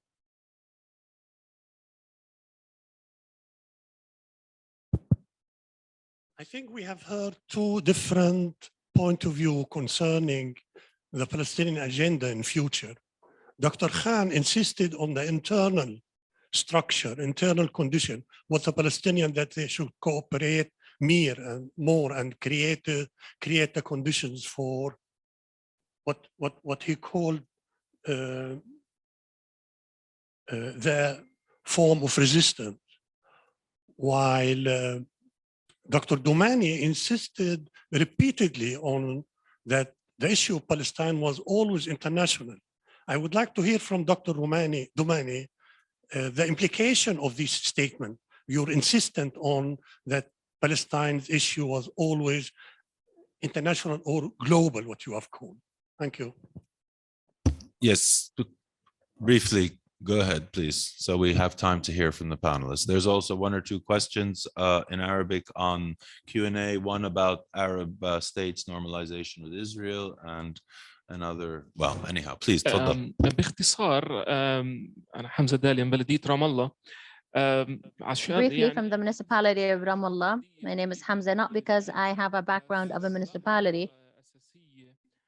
My main observation on this report is that it does not discuss the local governance sector at all, noting that we don't have a state.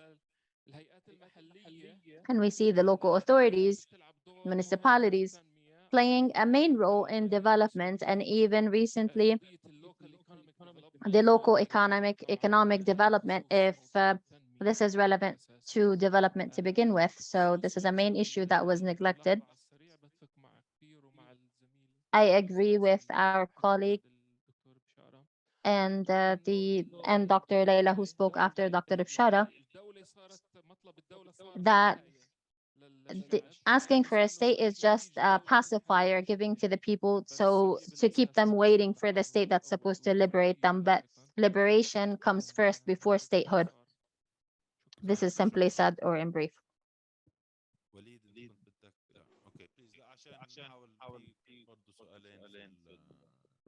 Two more questions in the Q&A. So just one more from the hall, and then I don't know the ones on Q&A. Perhaps you can follow. Good evening. I am Muhammad Halaika. I am from private sector, Stone and Marble Union. I have a short question. Paris Protocol, for how long? Thanks. Good question. We're going to have another session on the economy in a few minutes. So, Mandy, do you want to? I think great to go back to our four speakers and give them a couple of minutes to choose whatever question that they'd like to answer. Did you manage to catch all them, or would you like me to summarize them? Mushtaq, do you want to go first? Okay, thanks. I mean, this has been really interesting debate, and I can't possibly answer all the questions that were raised, but I will touch on this issue of internal holding power of the Palestinian movement versus external support and internationalization. And I think I'll just make 2 points. Firstly, that the Israel-Palestinian conflict is really unique. And as soon as you internationalize it, the problem is that the Jewish question has its roots in the West, has its roots in Europe, and is very strongly felt in the US. And so there is not going to be any non-partisan view on this. And I think that there is a very deep guilt complex that exists in the West about the Jewish question, the Holocaust, and so on. And so there is in a sense, internationalizing it to some extent is against the Palestinian interest, right? So if the Palestinians had a very strong internal mobilization, you would begin to change the international perception. But the international perception, whatever people say, is actually weighted against the Palestinians. The Palestinians are dispensable compared to the guilt complex that the West has towards the Jewish question. So this is the starting point. The second question is, I grew up in a lot of conflict in my own country. When I was 10, there was a civil war, and East Pakistan, as it was then, split from West Pakistan and became Bangladesh. I remember what a conflict looks like, and I remember the kind of holding power, the mass demonstrations, the mass mobilizations that are required. If I look at Palestine, in a sense, the internationalization has been extremely debilitating. I think Bishara pointed out this issue of infantilizing the Palestinian leadership's motivation. I didn't want to say it very explicitly because I'm not Palestinian, I'm an external, so I was very polite. But there are very few historic liberation movements where the leadership is paid massive amounts of money by the allies of your enemy to conduct a freedom struggle. There is a contradiction here, right? So the contradiction is that as on a per capita basis, Palestine is one of the biggest recipients of international transfers coming from the very countries who are the closest allies of your enemy. Now, I think nothing more needs to be said about rents and rent seeking here. So this is, we all know this. And in our book that we wrote a long time ago on the Oslo question, actually, we were very positive about the Oslo process, precisely for some of the things other people have said, which is it created that identity of Palestinians, and actually there were individuals within the Oslo movement, particularly when Arafat was still alive, who used that mobilization in a way that was not intended by Oslo, right? So there were people who were using Oslo in a way that was not intended, and so the story is actually quite complex. But I think one of the problems of the internationalization is precisely that the leadership is not like, given the rents that are coming in, I think that really raises a big question of what are the incentives of the leadership in really taking on the apparatus.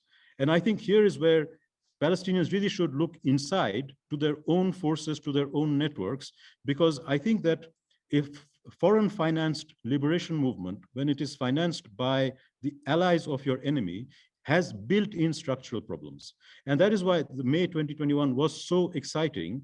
It was the first time that all kinds of factions on all kinds of calculations were doing the same thing. So when that happens, I believe that even the PA and the leadership of the Palestinians as it is will change their tactics. But the movement has to come from the people and the leaders will follow. In the Palestinian case, it will not be the leaders who will lead the people because the leaders have too much to lose. But once the people start mobilizing, I think the leaders will follow, as they did in May 2021, right? So I think that's the optimism, the hope that I have for the future. And I would not rely too much on the foreign mobilization. Important as it is deeply problematic. Thanks, Mandy. Thank you, Mushtaq. I'll move on to Bishara now. If you'd like to make some comments, could I make a plea for us to keep them brief now so that we can finish this session and move on to the second one? Thank you. Over to you, Bishara. Thank you very much. I think I probably did not express myself well. So let me explain. If the answer comes from the people, if the answer comes from the below, if our imagination about potential futures is inspired by everyday resistance, why should that not be the topic of our conversation? Why do we talk about Israel, the United States, et cetera, and the PA, and then to say that the Palestinians need to unify? Based on what? The analysis itself should be about the Palestinians. not about Palestine and not about the PA, not about Israel, etc. This is the mix-up that I was referring to. So yes, it's really very simple, what I meant in answer to your question. We cannot get anywhere without internal unity. That is a precondition for anything else. And if there is one cry that has been heard over the last 100 years, is we must unify. It's been the problem for 100 years. When we get something like the 36-39 rebellion, people say, everybody's come together for one thing. When we get the first intifada, et cetera, et cetera. These are moments that everybody looks forward to reproducing in one way or another. So I understand, and everybody understands, the importance of internal unity. The question is, if Palestinians control only 1 out of 100 squares of a political field, and Israel and its allies control all the rest, why can't they fill more than 5% of that square? Why can't they fill it? What are the issues that is allowing geography to conquer us instead of us conquering geography? There's the Shatat, and then there's Gaza, and there's Jerusalem, and before that there's Nablus and Khalil and regional sort of differences, and before that, and then there's the class issues, and then there's the gender issues, and so on and so forth. And yes, of course, we understand that at least since the 1920s, 1930s, revolutionaries have always said, you cannot build a revolution by getting a state first and then dealing with social, economic, gender, and other issues later. That's just a recipe for failure. This is not new. This is an old discussion. And the question comes back again, what is it about the Palestinian condition that we must think about and address in order to be able to unify? As long as that question is not being asked, and instead we're focusing on other things, then I think that we will have a hard time coming up with an answer. Of course, I have my own answers, opinions, and insights about this. In fact, Brown University, not University of California is where I came from here, has established a program in Palestinian studies, a chair in Palestinian studies. We hold conferences every year. And one of the first conditions is this is about the Palestinians, regardless of geography, not about Palestine. And we are going to make the Palestinians the focus of every research paper, not what people are doing to the Palestinians. Okay. And I cannot tell you how proud I am of a younger generation. And I must say, mostly women and mostly half the age of this group here, are doing in terms of producing new scholarship on the fundamental questions of everyday Palestinian experiences and condition that we must understand in order to answer these questions. Thank you very much, Bashara. Leila, would you like to come back on any of the questions from the audience?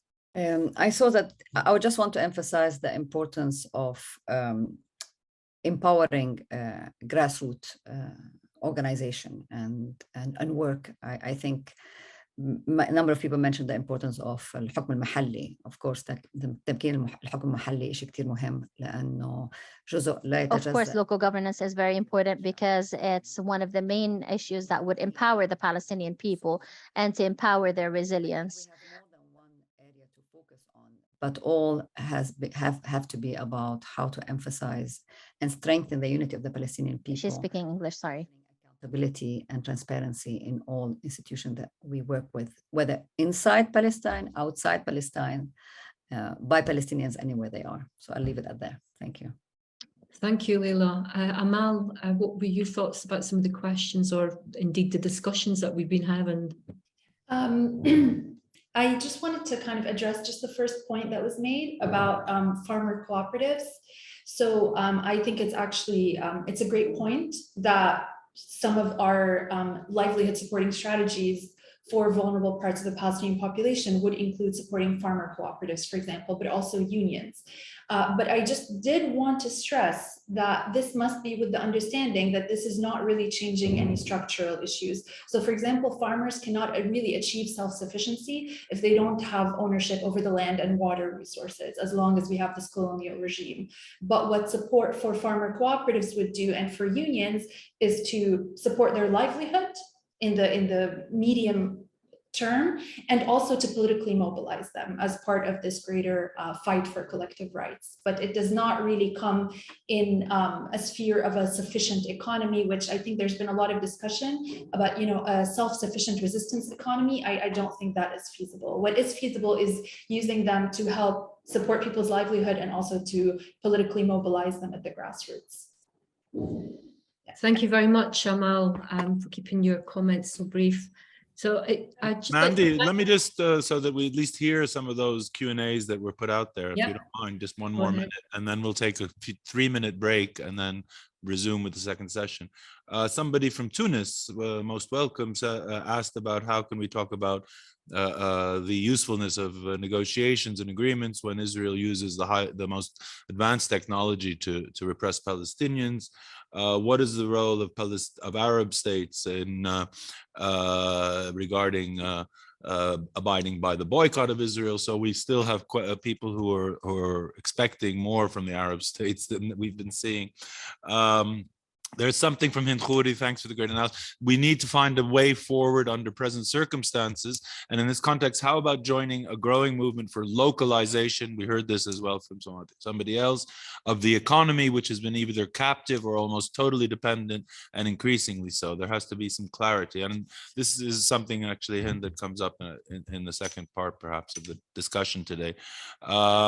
International supervision and internationalization are two different things. The only intention of internationalization today is to maintain the status quo and manage the conflict. So we have some wide agreement. Tayyib, Mandy, thank you so much. Panelists also. What? There's 2 more.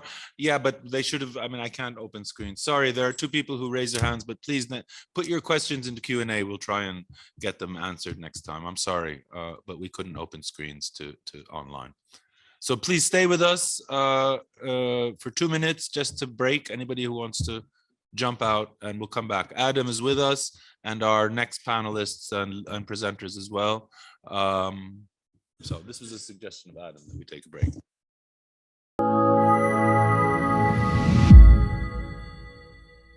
We don't want to burden anybody with more delay, so I think it's time to restart. And I'd like to introduce, well, I won't introduce, he will introduce the next panel, and our distinguished colleague and friend Adam Hani. It's over to you. I wish you luck. I don't know how we'll see how much time we have, about an hour and a quarter. We can probably do this. Okay. Adam, tfaddal, and then everybody else is with us. Thank you. Shukran. Thank you very much, Raja. I'm very pleased to be moderating this session, and I think the discussion earlier was a very interesting, I think, and fruitful one that I'm sure will continue thinking about some of those questions that were raised earlier in this session, which is on another few chapters of the report: economic malformation, social deprivation, and the crisis of governance. We'll follow a similar format as the earlier session. We'll hear from 2 presenters initially, Luis Abu Ghatas from the University of Lima in Peru, and Wiam Hamoudeh, Birzeit University in Palestine. And then I will introduce our 3 discussants and further speakers after we've heard from Luis and Wiam. So maybe I'll ask Luis if you can kick off and perhaps speak for around 15 minutes. We're going to be talking here about the structural malformations in the Palestinian economy, issues of financialization and liberalization under occupation, as well as social deprivation and the stalled governance. Thank you, Luis. Over to you. Yes. Well, first of all, I would like to thank the organizers for the opportunity to share some thoughts about this important issue that attains to the realities on the ground on the Palestinian economy. In 15 minutes presentation, it's certainly impossible to cover all the ground that has been covered in the publication. So I will focus my comments in 4 issues that I think are the core problems that the Palestinian economy is confronting. Well, there is a widespread consensus, even among the multilateral financial institutions, that the Palestinian economy has grossly underperformed, and that result is a direct result of occupation. This has been widely analyzed, all the barriers have been studied, and all the costs of occupation has been quantified. There are multiple studies on these issues. I want to focus on 4 issues. One, what has been the long-term consequences of occupation on the Palestinian economy, on the insertion of the Palestinian economy in the global trading system, a core issue that is the distortion of prices in the Palestinian economy, and finally, the role that the financial sector has to play in any process of growth and development. In terms of the long-term effect, we need to realize that what has happened is that occupation has elicited a pattern of behavior of economic agents that have completely distorted the evolution of the Palestinian economy. The Palestinian economy has come to a moment that is a malformed economy. We need to realize that Palestine is not a normal case. 60 years of occupation has engendered a very particular characteristics in the Palestinian economy. I will not go much in all the effects, but it's important to highlight that what has developed in Palestine is what has been called occupation circumventing activities. The best example of that is the hypertrophy of the services sector. Palestine is a clear outlier when we do international comparisons of the participation of the services sector in GDP. Services explain around 83% of Palestinian GDP, even much higher than in highly developed economies. That's a normal process of development where services gaining a higher participation in GDP, but Palestine has reached that level at a very low income per capita level. No? So the main challenge that Palestine is confronting is how to engage that malformed economy into a growth-enhancing process of a structural change. We know that the growth-enhancing structural change takes place when investable surplus and the labor force is progressively shifted towards higher productivity activities, higher value added, greater technological composition, and increasing returns and a high income elasticity. So that's the main challenge that the Palestinian economy is confronted. And the question is if the normal recipes that are given to developing countries are really applicable to the Palestinian case, or Palestine will have to engage in a complete different type of development policy to be able to achieve this structural change. Also, this put in question all the economic solutions that have been proposed many times to Palestine. Palestine has received billions of dollars of development aid through the years. And in practice, nothing has really changed on the ground. No? So we really need to focus much more on this condition, this malformity of the Palestinian economy, in order to develop and to have a better understanding of what type of policies will be needed to generate economic growth and development. A second issue, and it's a crucial issue for small economies, because this process of growth enhancing structural change cannot be sustained with a small domestic market.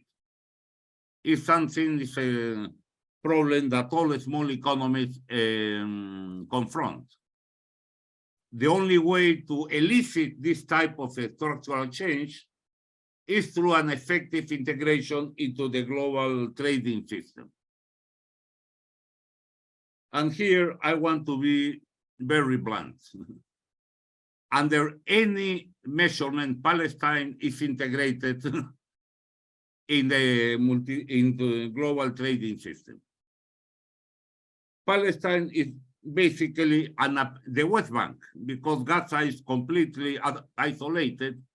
Palestine is an appendix of the Israeli economy. The West Bank is an appendix of the Israeli economy.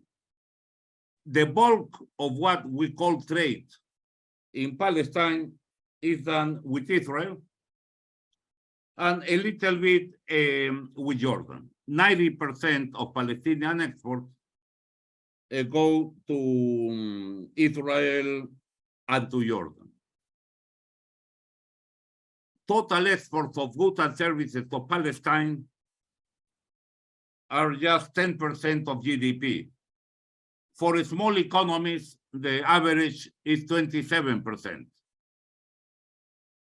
But in the case of Palestine, in that 10%, in terms of goods, 30% of exports are re-exports that are not products that will qualify under any rules of origin regime as Palestinian products. And in many years, waste accounts for 25% of total Palestinian exports. If we analyze, we just finished an in-depth study of Palestinian trade. There are no more than 300 companies that register exports. And when we see at the product level, 6-digit harmonized system disaggregation, 30 products explain 80% of Palestinian exports. Palestine exports stones, olive oil, dates, and some footwear and furniture. But the trade of Palestine has a unique characteristic that differentiates it from any other country. Trade of Palestine, the bulk of it is done in domestic currency. Trade with Israel is done in shekels, and trade with Jordan is done in Jordanian dinars. It's more akin to a domestic transaction. Exchange rate doesn't play a role. With Israel, it's kind of a gold standard system. The deficit means a transfer of monetary mass from Palestine to Israel. No?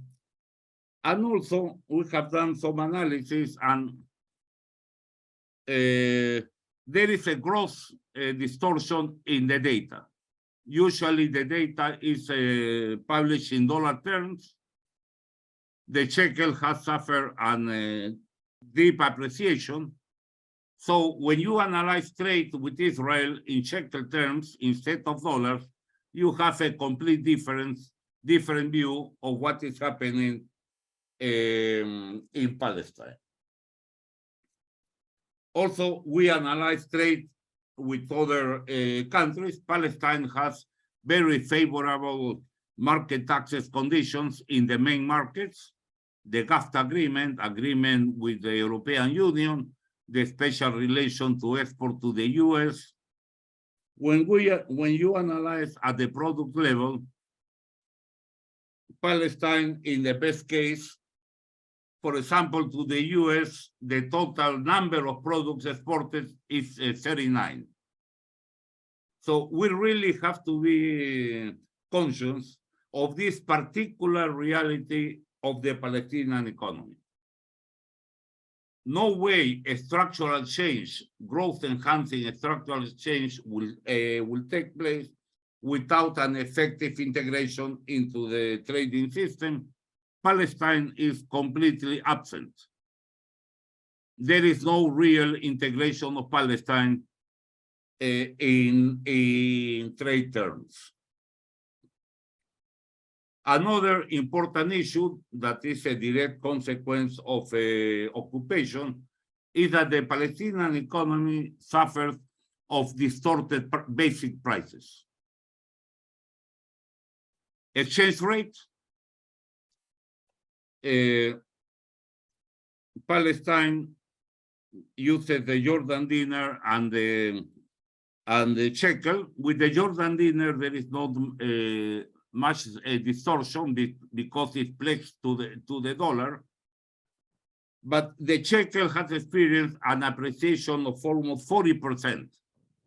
It varies depending on the estimation, different estimates, but it has been a deep appreciation. An appreciation of the exchange rate punishes exports and favors imports. And this is a cost that is being paid because there is no domestic currency. And that's a big question.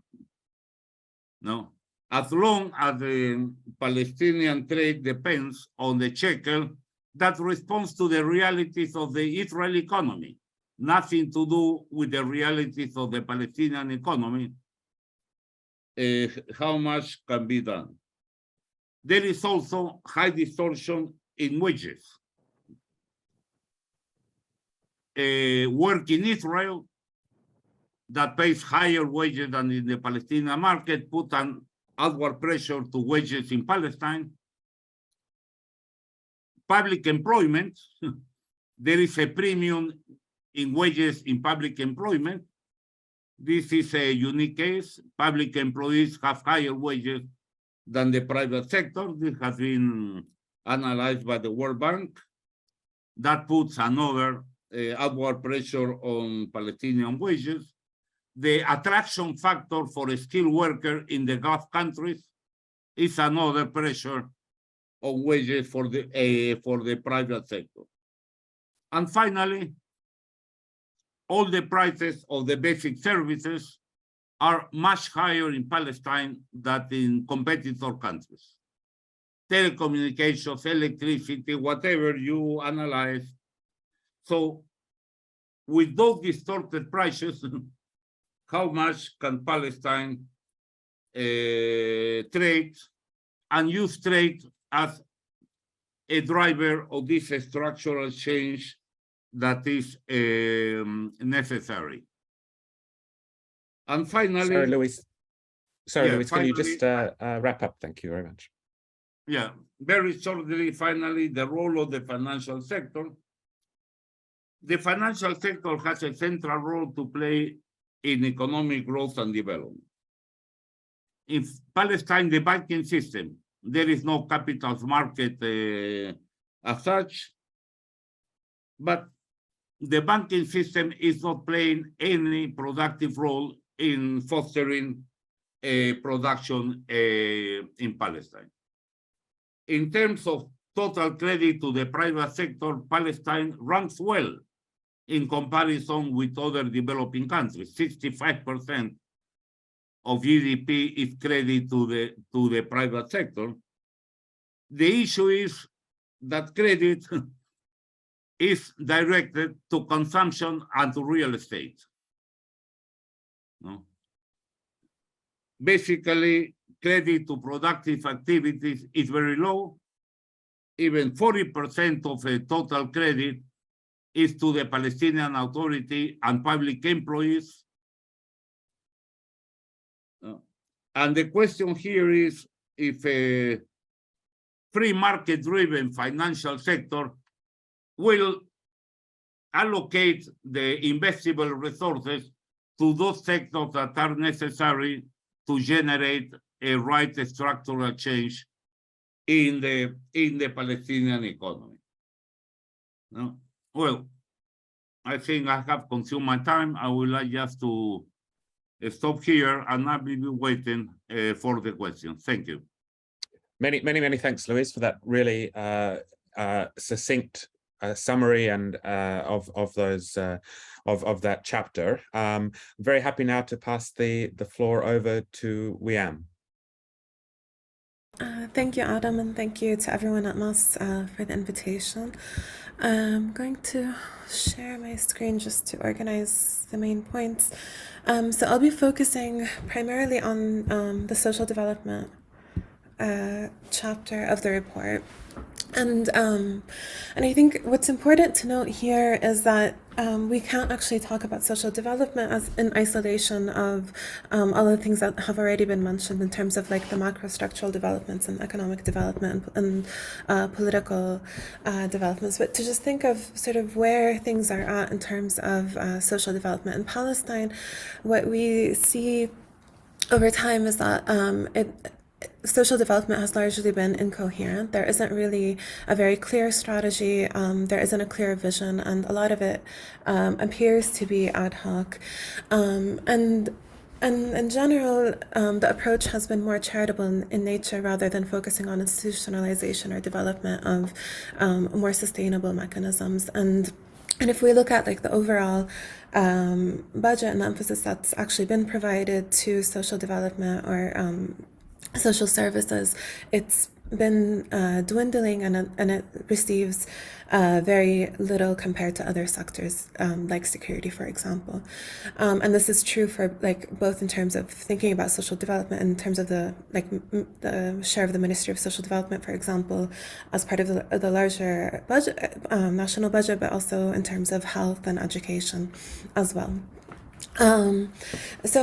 And I think, and one of the important things to think about, and this is something that's clearly outlined, especially in the introduction of the report, is that there has been this growing ethos of this emphasis on free market, while at the same time being under this, the structural constraints that come with being under a situation of settler colonialism and ongoing occupation. So we do see some improvements in certain areas, but they've been limited by structural conditions. And one of the things that has also been noted in the report is, although for the first time, Palestine was kind of listed as one of these, as being part of the high development settings based on the Human Development Index, it's actually lagging behind neighboring countries, and it hasn't really reached its full potential in various areas. And the other aspect that we try to highlight here, and it's been receiving growing attention, but we still have inadequate means to measure some of these inequalities, but we do have evidence of growing inequalities in various areas. We tried to provide some of the data that is readily available within the report, but this is likely also an underestimate of actually the scale of the inequalities. And a lot of this has actually, at least even in appearance, has increased since also, and we see that even just in day-to-day life, and these markers of class that have become more distinct in certain ways. And at the same time, there's been growing also, if we think about spatially in terms of how access to resources is divided, there have been growing spatial inequalities, and the report also highlights, for example, the situation in Gaza and the Jordan Valley or Area C.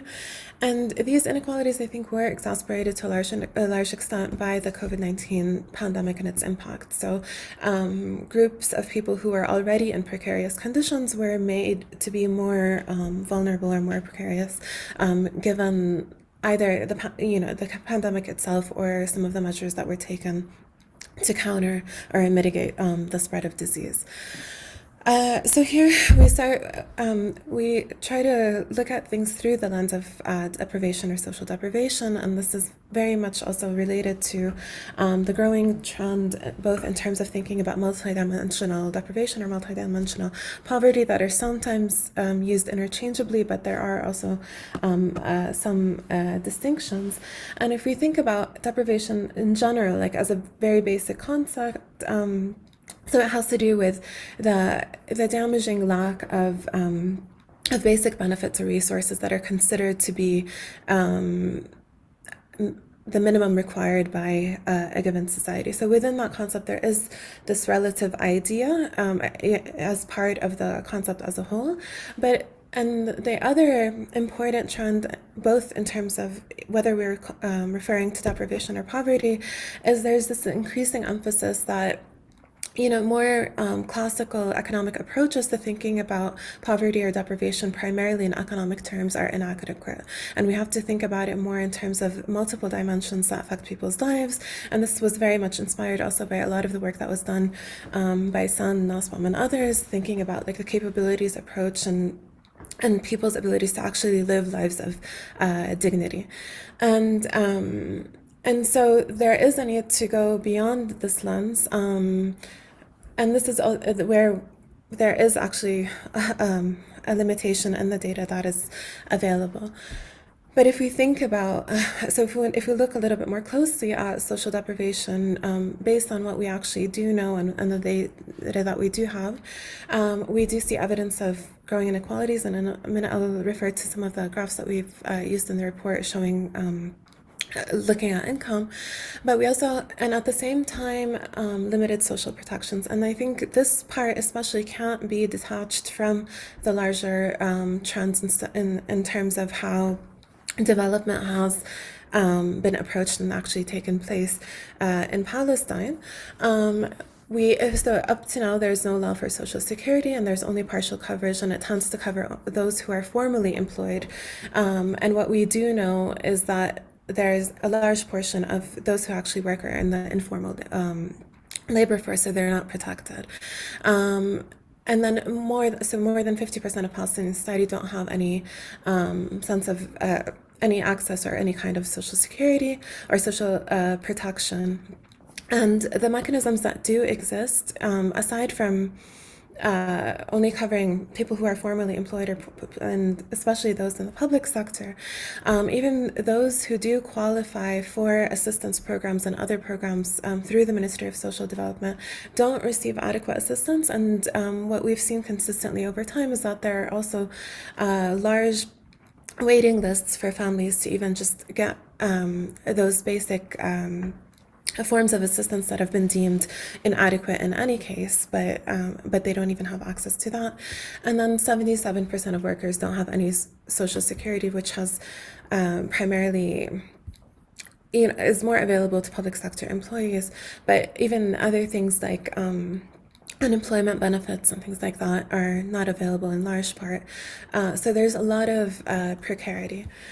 And if we look a bit more closely in terms of just the situation, and this, and this is a limitation where the data is focusing a bit more on income, but here we see that there has also been a decline in GNI per capita, or it's showing a downward trend at least, and there hasn't been much growth. But also the important thing here is that the labor share of GDP has actually declined substantially. And then if we look more closely in terms of the Human Development Index, and so and this is calculated looking at different aspects, including health, education, and income. What we see, if we're looking at the trend in terms of the inequality in income, the percentage of the inequality in income has actually like sometimes it declines a little bit, but it actually, compared to 2014, for example, it's still higher than that baseline level. But we don't really see much improvement there. There's less inequality as a whole in terms of education compared with income. And the same also for life expectancy. But again, what I do want to point to is that there are actually limitations in these measures that are used, and there are efforts by different scholars to think of alternative measurements that can actually better depict the situation when it comes to some of these inequalities. And like, for example, there's some work that we've been doing more recently at the Institute of Community and Public Health, looking at the inequalities in access to health services and others.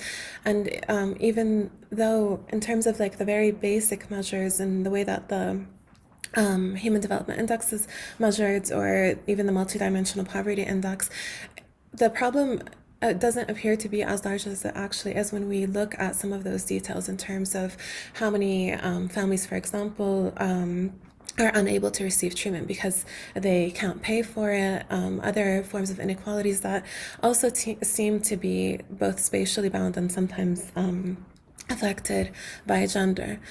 And the other aspect, like especially when we think about gender, is like, while in terms of education we have pretty high enrollment for girls and women, and in some areas we have also women outperforming men in terms of educational attainment, but that hasn't actually translated into increased income for women. And we see a lot of these inequalities in terms of access to the labor force, and especially in the labor force participation rates.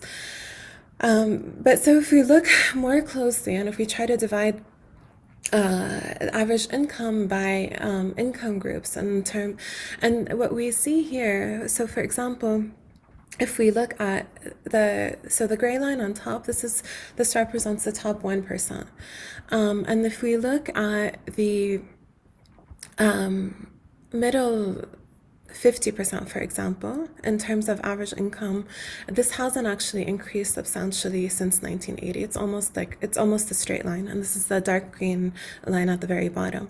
And then if we're looking at the dark gray, so if we compare from 1980, this the average income per adult in this highest income group is about close to $26,000 per year, and then in 2018 we're talking about around $46,000 to $47,000. So there's been a substantial jump in terms of the income, whereas for this for the middle 50%, we haven't actually seen that kind of growth. So this gives you an idea of how even the limited improvements in conditions that we have seen have been skewed towards the wealthier segments of society, or the higher income segments of society. And it's the same if we actually look at the share of income by income groups. I mean, here it's been pretty steady in terms of, but to think of this, so you have the top 10% actually has a share of the income that's more than 50%, so their share of the overall income within Palestine is more than 50%. So we're talking about 10% of the total working population, and compared with, if we're looking at the middle 50%, it's much lower, or the middle 40%. So this just gives us an idea of some of these inequalities, which we do have the data for, but what we can guess, at least from either work on the ground or other more detailed analysis that's been done, is that the situation is actually a lot more dire, especially once we break it down by groups, and especially when we're comparing those who are already more vulnerable or precarious. And so, and what we try, what's outlined in the report to an extent is so what is the future of social development in Palestine? And this goes back to the point, I think, that also Layla raised earlier in terms of accountability and transparency. And any sort of vision for social development needs to be tied to a social contract and a renewal of a social contract that is more democratic, that is actually in line with what people need and is more pluralistic in nature. And this hasn't really been the case, and it hasn't actually been the approach to social development in general. We can probably talk about that in the discussion. And the report also outlined that there needs to be more analysis in terms of the costs and benefits of social security systems. So we know there is one, there's still a lot of debate, and that became more apparent in the last few years in terms of what needs to be included within that social security system. And similarly, there also needs to be a stronger foundation for successful health insurance.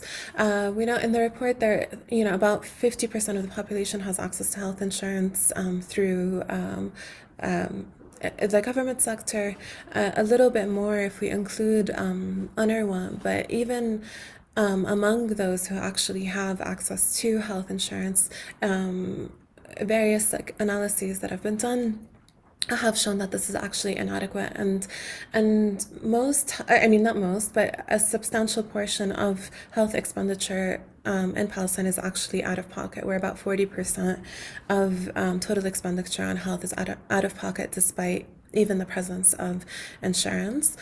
And this just also affirms the importance of reviving the Social Security law and having a law that is actually works with various segments of society and especially prioritizes those who are most vulnerable or in more precarious conditions.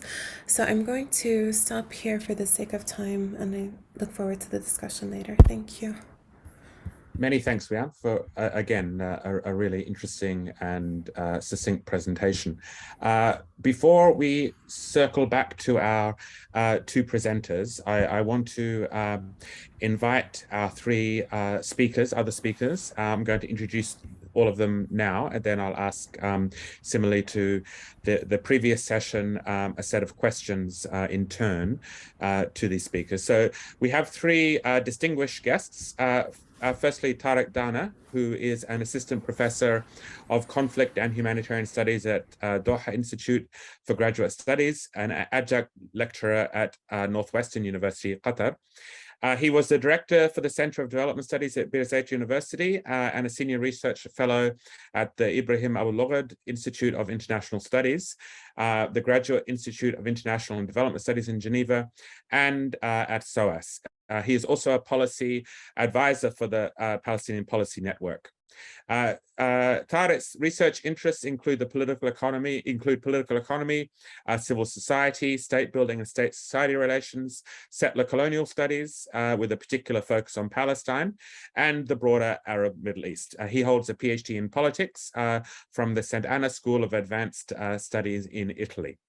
Our second speaker will be Professor Abaher Al-Saqat, who is a Palestinian sociologist with a PhD in sociology from the University of Nantes, which he achieved in 2005. He was a researcher at that university from 1998 to 2006 and is currently a professor at Birzeit University in the Department of Social and Behavioral Sciences. Abaher is also a visiting professor at several universities in France and Belgium, and his research interests focus on social history and historiography of the social sciences, studies on artistic modes of expressions, artistic social forms, social and collective memory, social identity and protest movements, nationalism, social policies, social mobility, and political practices. And then finally, we'll hear from Sanat Sorghali, who is the founder and director of the Constitutional Studies Center. She is the 9th member of the Palestinian Drafting Committee appointed by the PLO legislative arm, the Palestinian National Council in 2019. Sanat is the first female with a PhD in constitutional law in Palestine. She received her PhD from Lancaster University and an LLM in law from Durham University. In 2016, she became the first female assistant professor at An-Najah Law School in Palestine. Sanat's work and publications focus on the presidential systems application in Palestine, and constitution-making processes. She's also working on issues of sectarianism and constitutional identity in the Middle East with the CPAD project and the Richardson Institute for Political Studies in the UK. So I'm going to begin actually with a question for Tariq. And that is, I would ask Tariq to reflect on issues, the issues discussed in this report around Palestinian macroeconomic dysfunction and imbalance with a context or in a context of non-sovereign liberal development and continuing and steady financialization. I wonder, Tariq, if you could explore what you think or to what extent are these structural constraints arising from a prolonged occupation, or are they economic failures of economic policy, or indeed are they simply reminiscent of other developing country experiences? Over to you, Tariq.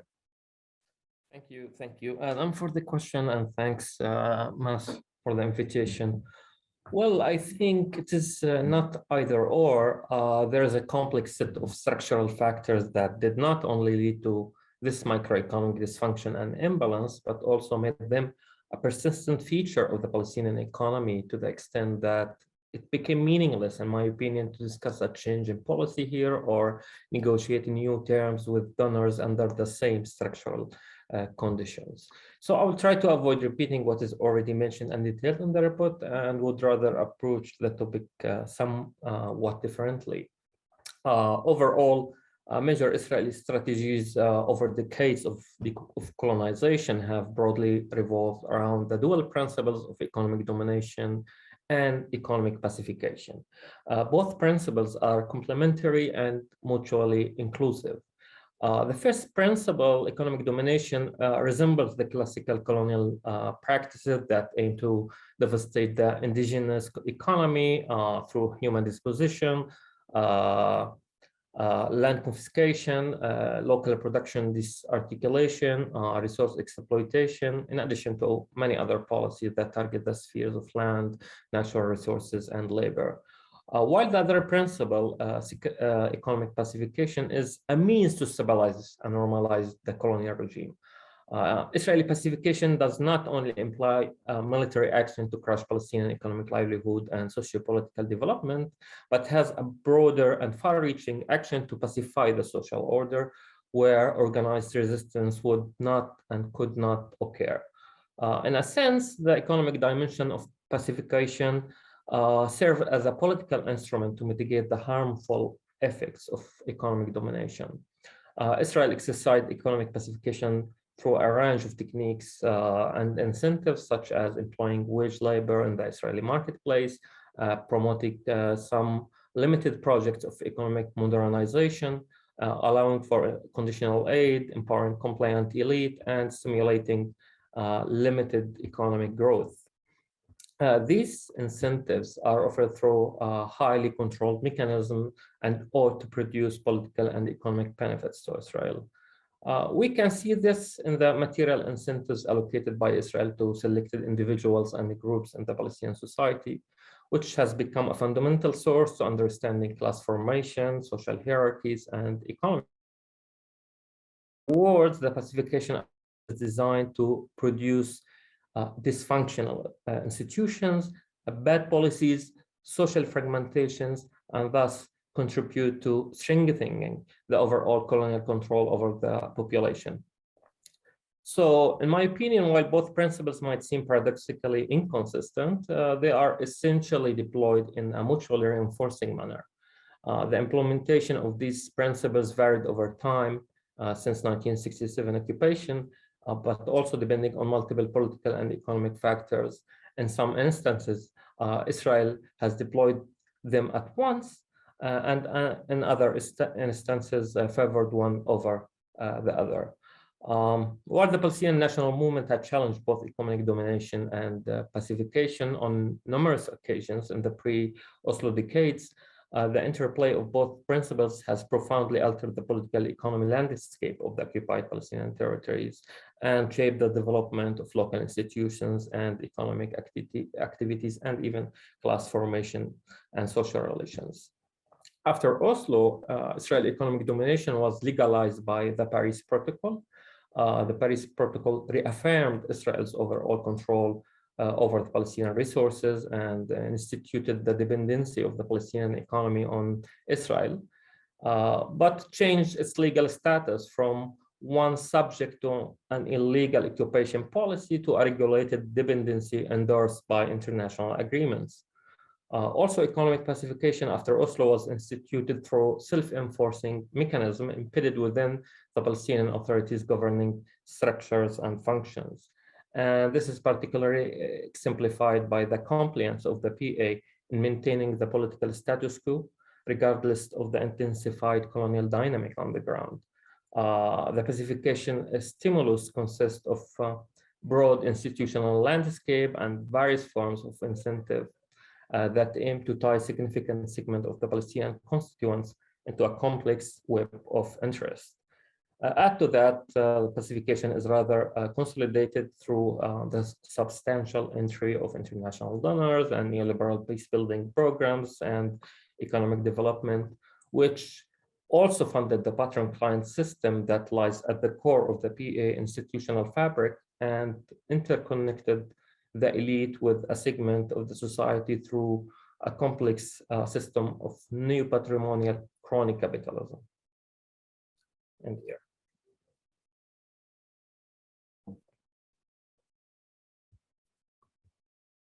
Sorry. Thank you, Tariq. I might come back to you with further questions in a second, but I wanted to move now to Abaher and ask a question, a response from you. In particular, I would like you to perhaps speak to some of the development strategies implemented by the PA in recent years and their impact on Palestinian society, the direct impact on Palestinian society.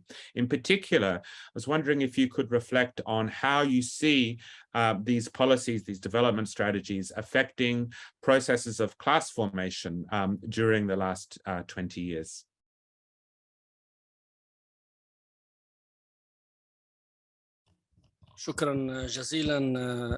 Thank you, Adam, for the questions. And thank you, Mas, for inviting me and for this valuable report. Regarding the last question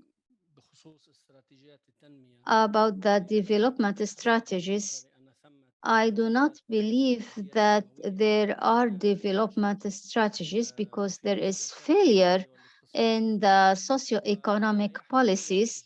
What is happening is importing programs that are funded by external parties based on priorities that reinforce the structural deformation of the Palestinian society. Regarding the segment or cohort transformation, we are at an era that is impossible to analyze from a class perspective because of the dependency of the Palestinian economy on the colonial economy and because of the disappearance of some social cohorts and the appearance of new cohorts. One of the dilemmas faced by the Palestinian society is the spread of socio-economic inequalities and the disparity in the style of living and differentiation and separation in different areas of living. And I believe that this is the main theme that appeared in the presentations today is the daily living that shows quite visibly these forms of inequalities and social injustice. And this alone undermines the ability of different social groups to mobilize in classical social movements. Historically, investment in education enabled people to move up the social classes and change their reality. But what is happening today is that there is reinforcement of social and economic exclusion with escalated social deprivation. Therefore, in my opinion, thinking of the effectiveness of these policies and their effect on the Palestinian society, there are numerous impacts that will continue to appear. And will not be able to explain these impacts in detail because we are going through a very harsh era of contagious inequalities and injustice in the Palestinian society, which is unprecedented.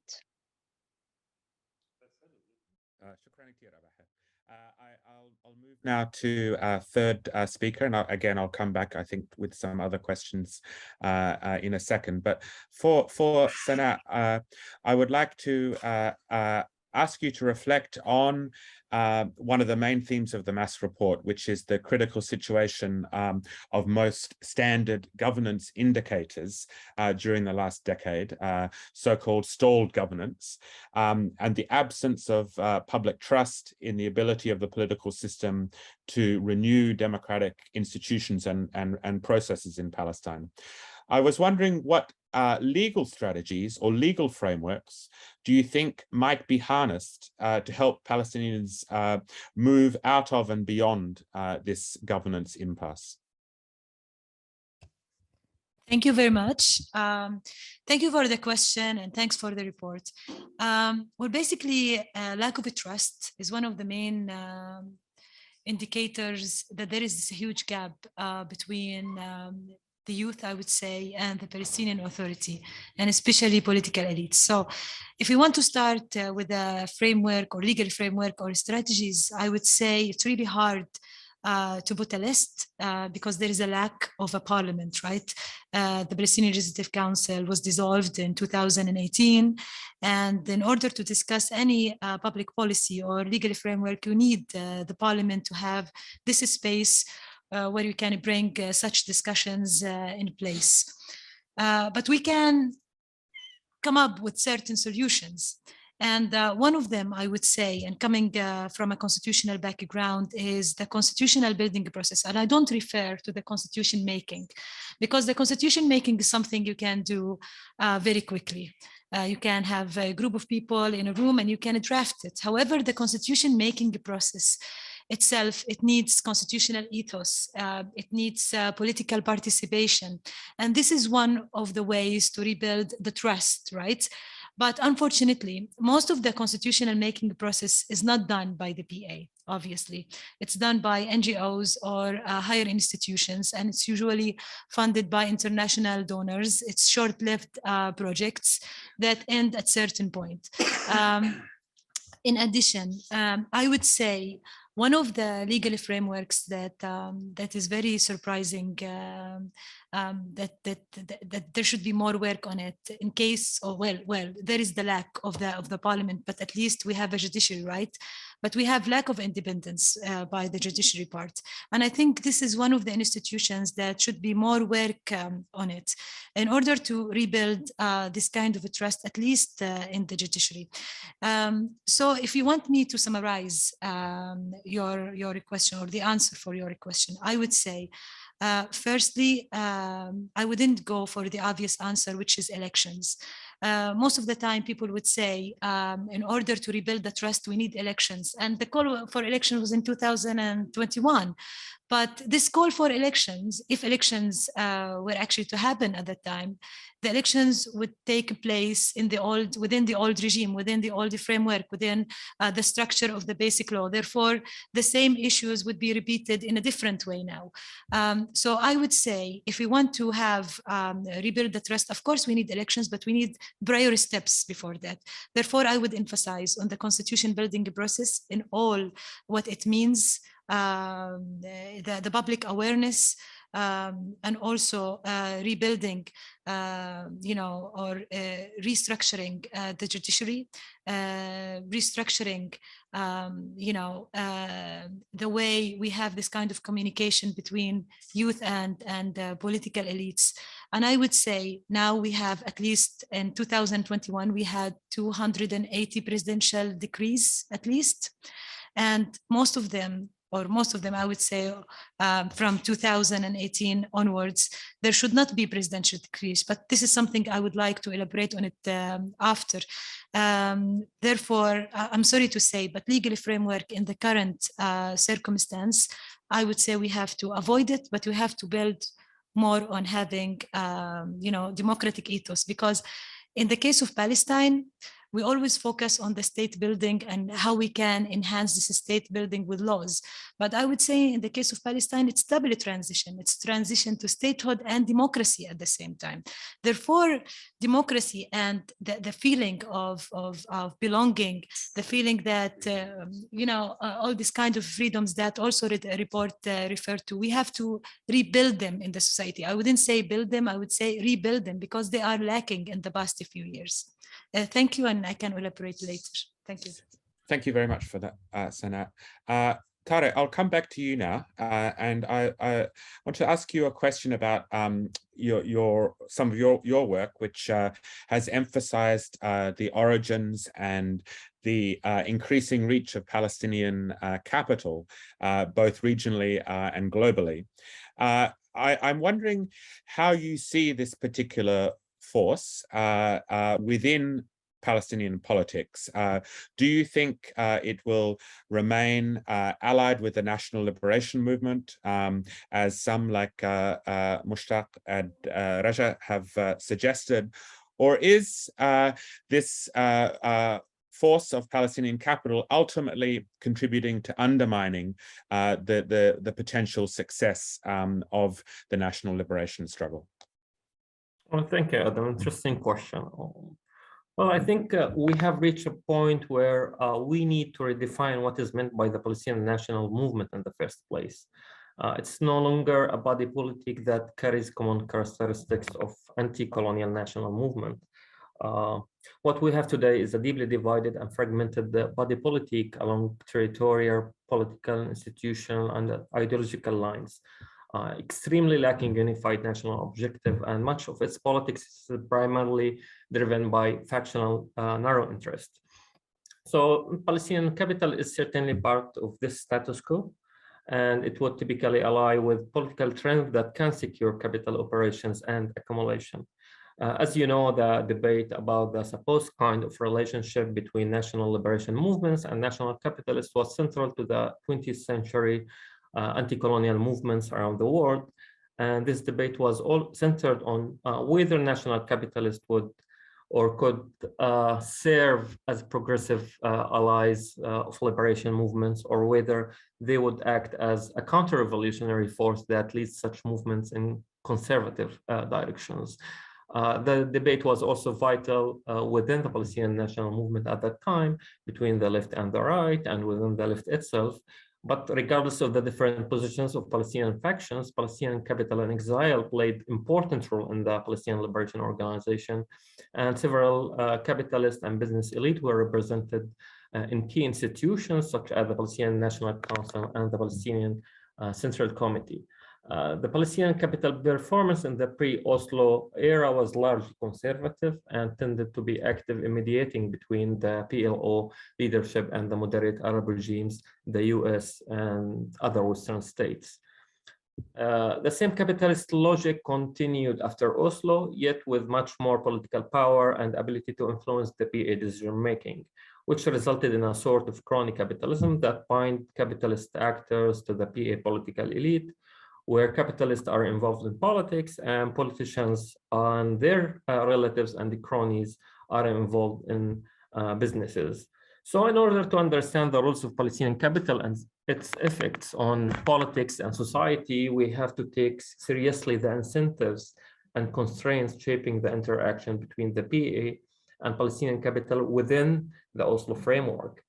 This interaction has been shaped primarily by a policy framework set forth by the Israeli manipulation, and where the logic of capital accumulation under banners of national project or state building have imposed heavy limitations on the imperative for confrontational politics. Israel doesn't hide its intention to stabilize the Palestinian Authority, yet with multifunctional institutions and policies. And for this reason, it deployed economic pacification techniques by devising a wide range of incentives and opportunities to a section of Palestinian political and business elite who have vested interest in stability. These incentives included privileged access to essential resources such as easing of movement, trade, financial transactions. In addition, in some instances, to initiating joint business ventures. So evaluating the past 30 years of Palestinian capital performance under the Oslo process, with much historic evidence from pre-Oslo, then I can conclude that the capitalist political vision is inherently restricted by the logic of capital accumulation. And prioritizing this logic would inevitably hinder the overall objective of the national struggle. Thank you. Thank you, Tariq. Abaher, I'll come back to you now with another question as well. I was wondering if you could speak to the vast social and economic gaps between the West Bank and Gaza at the current moment. Is there still a chance for a common Palestinian future across these two territories? Thank you, Adam.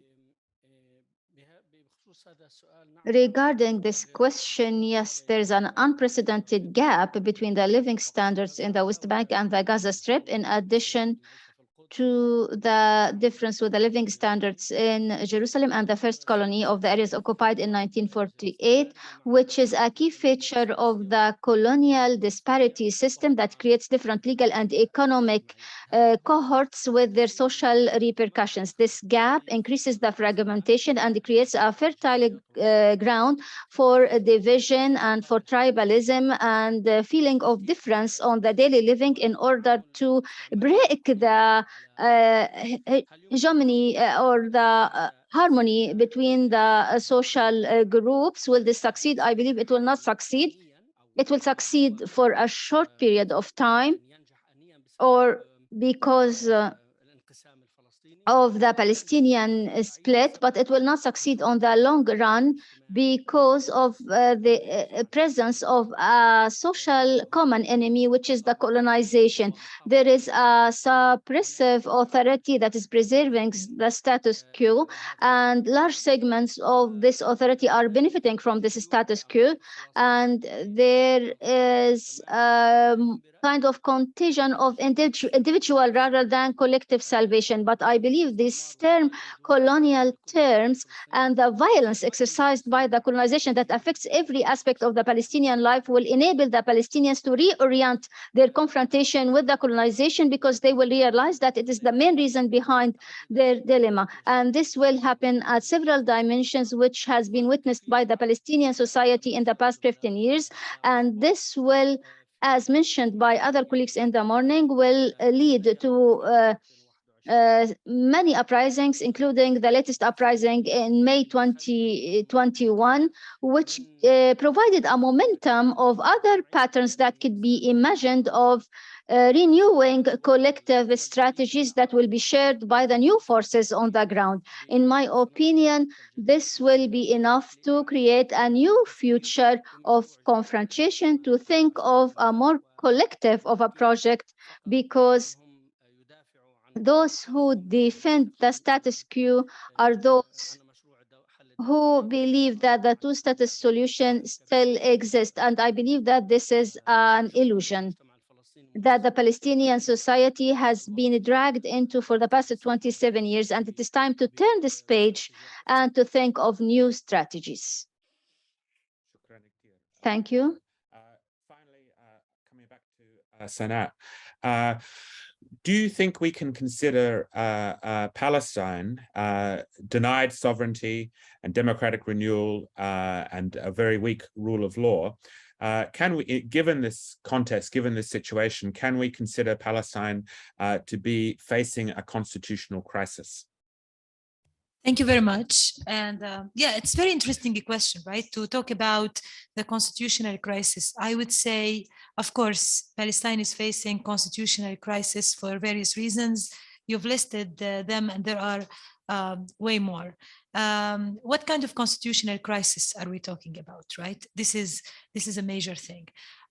Firstly, I would say there is the internal constitutional crisis, regardless of the occupation, the lack of sovereignty, etc., etc. There is the internal arrangements that causing also this constitutional crisis, starting from the time of the creation of the basic law itself and the way the political system was changed in 2003 to a semi-presidential system, and this kind of having two executive players that each of them should have certain powers, right? And the fact that they could not really share such power. So one of them has to be this kind of like secretary for the other, depending on the personality and the charisma of each of them. And this is why we never really had this kind of harmony in the relationship between any president and a prime minister, regardless. Sometimes it's about the finance, sometimes it's about security, sometimes it's about popularity itself. So the constitutional crisis, I have to say that it started from the design of this basic law to have this kind of interim constitution under occupation, and the lack of understanding why it's needed, what it should achieve, etc., etc. The other thing, the constitutional crisis, for me, it's also within the design with Article 43, that is now the only legislative tool that we have in Palestine, right? That the president has the right to issue presidential decrees or decrees with the power of law in the absence of an active legislative council. And the way this article has been used, interpreted, and being abused since 2007 until now, taking into consideration that this article, that they never really followed the conditions in such article. Leaving it now to what's next. How can they move from this constitutional crisis, right? I would say moving from this constitutional crisis needs a total change. One of them is what do we, how we see the future Palestinian state, because now we are talking about the state building process. Do we still keep the basic law? Some may say, oh, it's not relevant. I would say it's very irrelevant, because if we keep it, we keep repeating the same issues. In addition, the basic law never really departed from the relationship between the PA and the PLO. So now we have the problem of succession, right? In case something happened to Mahmoud Abbas, who should come next? If we want to answer a constitutional answer, it should be the speaker, but the constitutional court dissolved the parliament or the legislative council. So you have to be creative in the solutions, but most of the solutions, they can be easily constitutional, but now again, we're going to use the basic law in order to give justification for whatever or whoever the PLO wants to succeed. Therefore, in order to be short and not take more time, yes, we are facing constitutional crisis, but we're not only facing it because of the weak of rule of law and the absence of sovereignty. We are facing it because of the internal arrangement that we thought it's kind of like sacred, that we should not change. And we had so many chances to change it. But most of the time, everybody was saying, oh, because the basic law was drafted by an elected legislative council, we should keep it. No, there are creative ways. We can have a kind of like elected committee. We can have a constitutional assembly that is elected, that is represented by, political parties, grassroots movements, etc., to come up with a new arrangements. It could be a tool for reconciliation even. But if we keep using the old tools, yes, we're not going to move from this constitutional crisis. Thank you. Many thanks, Sana. Before I come back to Louise and Wiam to hear any comments they may have on what's been said, I believe, Abahir, you wanted to make some comments around the notional concept of social deprivation.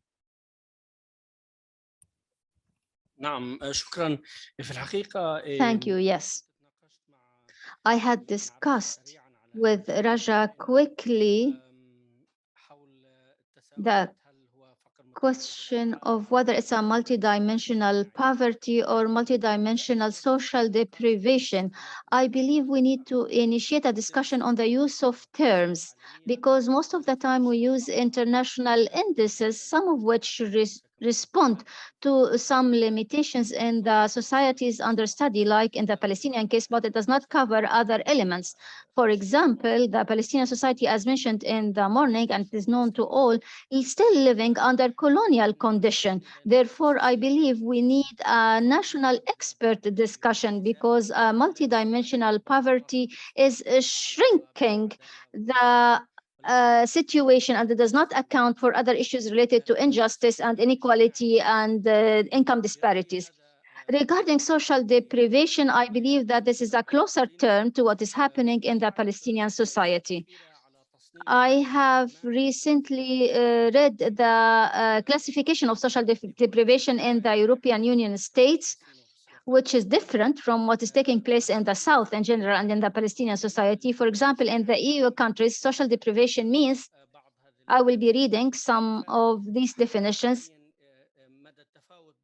to show the disparities between the use of this term in the European context and the Palestinian context.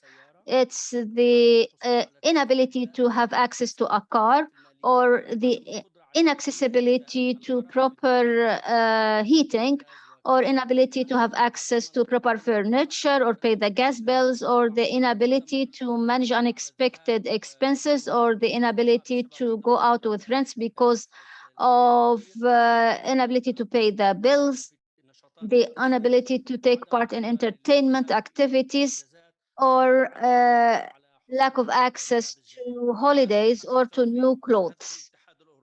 This is the definition as per the European Union. So this is social deprivation according to the European Union countries. Whereas in the Palestinian society, there are segments who do not have access to food. There is precarious health care, unequal distribution of water and electricity services. There's disparity in the management of sanitation services, and unequal education, lack of the right to social security. So we have other phenomena that result from structural deformations that affect different social segments and escalate other problems like poverty, unemployment, and distribution of wealth, in addition to manipulation of official data. So there is a tendency to use figures to express successes here and there, whereas what is taking place is a widespread of new economic systems that push the people to pay to have access to basic services. And this coincides with other phenomena which relate to the increasing gap between the countryside and urban areas, the disposition in some areas, which is in some cases a result of coalitions between political elites that have quote-unquote national heritage and the new capitalists, and the price is paid by the small farmers. So this has to be taken into account. We have other phenomena that relate to marginalization and exclusion.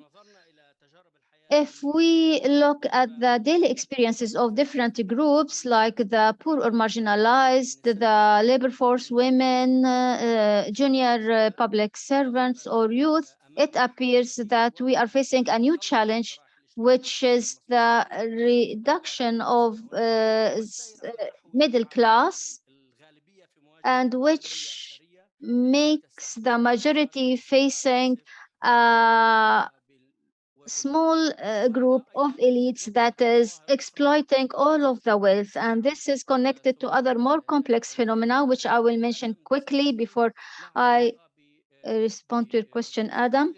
They relate to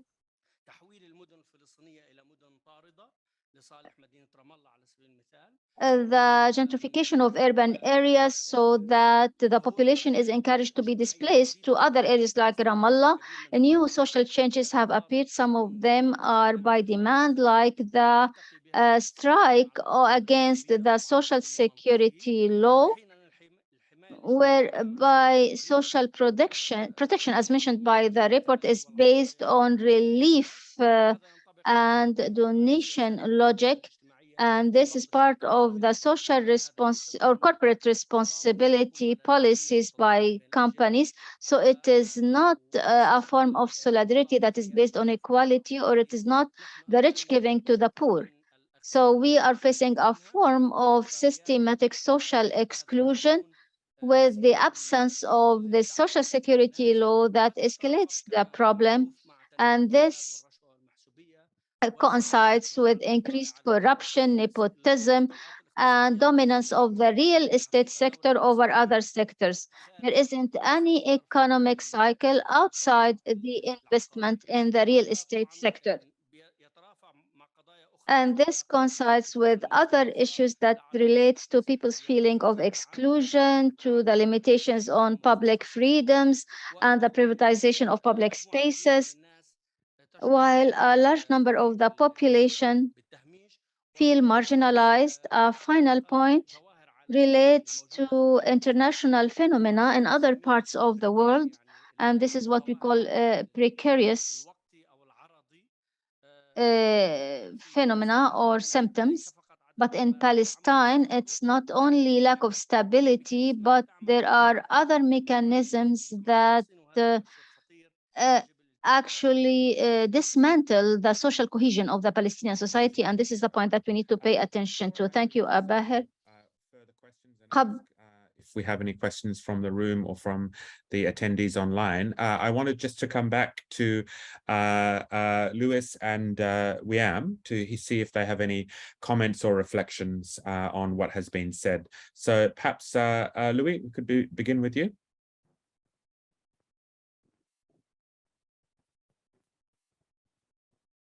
Yes. Well, I think one issue that is very, very important to highlight is this role that Palestinian capital have been playing or should play in this process of collective movement. And here, I would like to point out to two things. One is the very little development of the private sector in Palestine. Taking the data from the Palestinian Bureau of Statistics, the enterprise sector in Palestine accounts for a little bit more than 50% of the GDP. Most of the private sector enterprises are micro enterprises with any possibility of capital accumulation, technological absorption.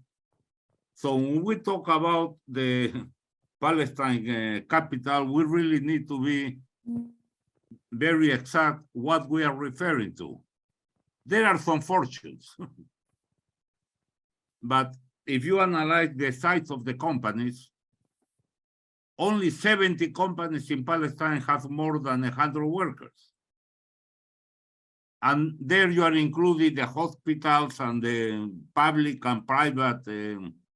No, so really, I think one of the main weaknesses in Palestine is the absence of a robust private sector that could even pretend to lead any type of collective movement or having any real impact in the society as a whole.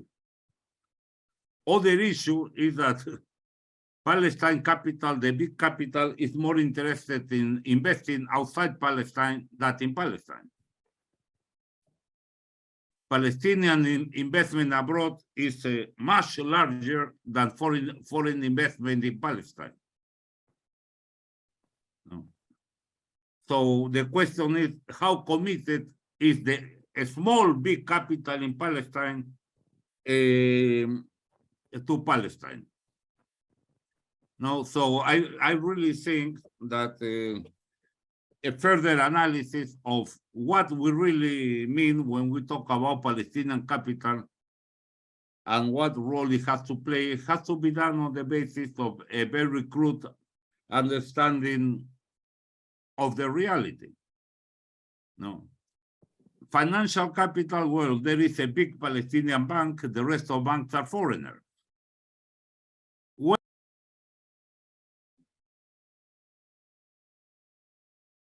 Sorry, Lewis, you're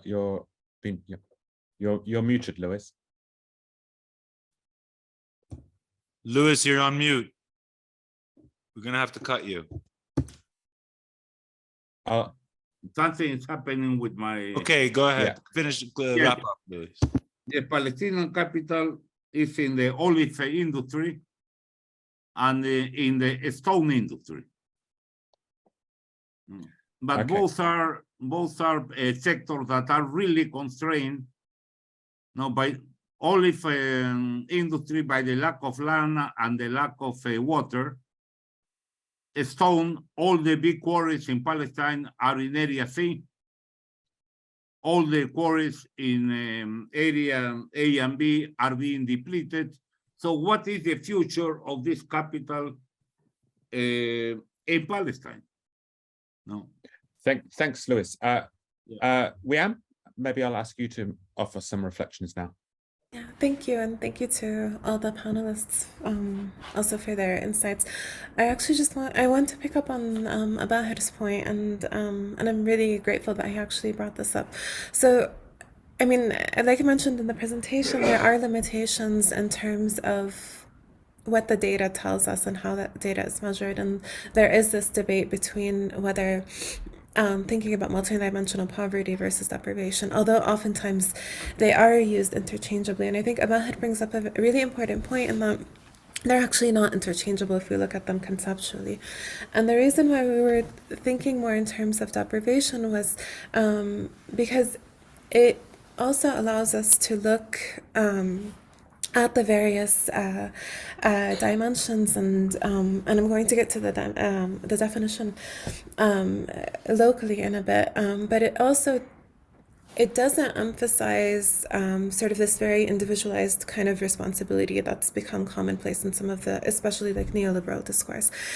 So it's not like you're not deprived because of some personal shortcoming. And I think it pushes us more, in my opinion at least, it pushes us more than the focus on poverty to actually think about the structural conditions and the different actors that actually give rise to deprivation in its multiple forms. And the point that Abahir brought up in terms of how we actually define deprivation, and then when he also mentioned some of the definitions that have been used in Europe, is a really important point. And this is actually something that we've been trying to work on, and we're in the process of writing some of these, but we actually did a small qualitative study actually going back to people to try to understand how they define deprivation. And to summarize the data that was coming up and what we from different parts, primarily in the West Bank, just for access issues,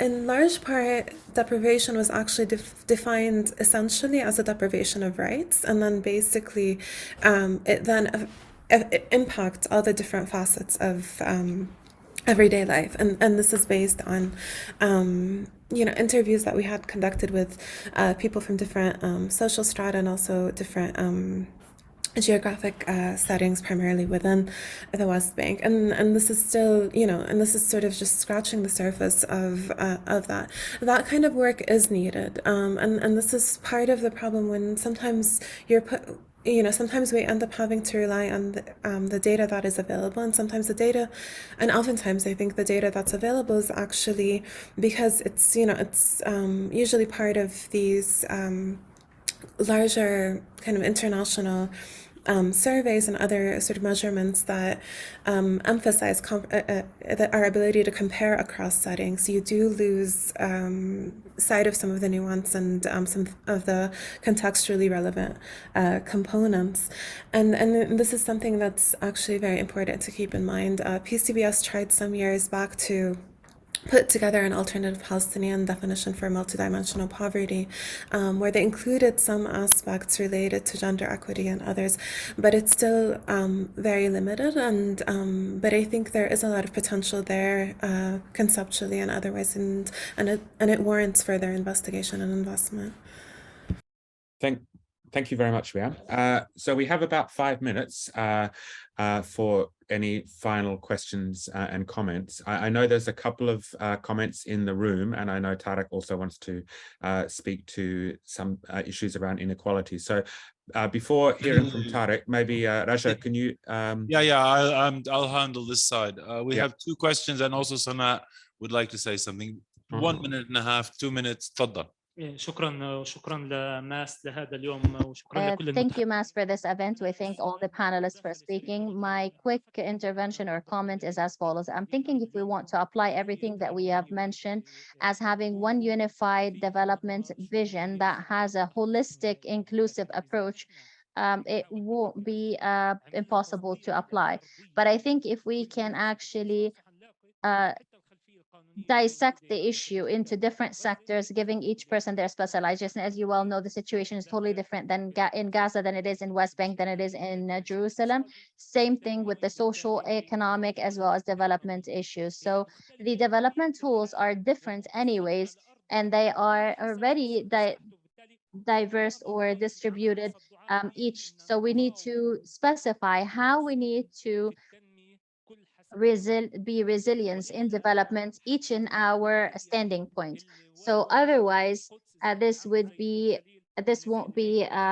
fair to those if you want to deal with everyone in Jerusalem and Al-Fahim or any other country or Gaza as in any other part of the country. That would be unfair to them.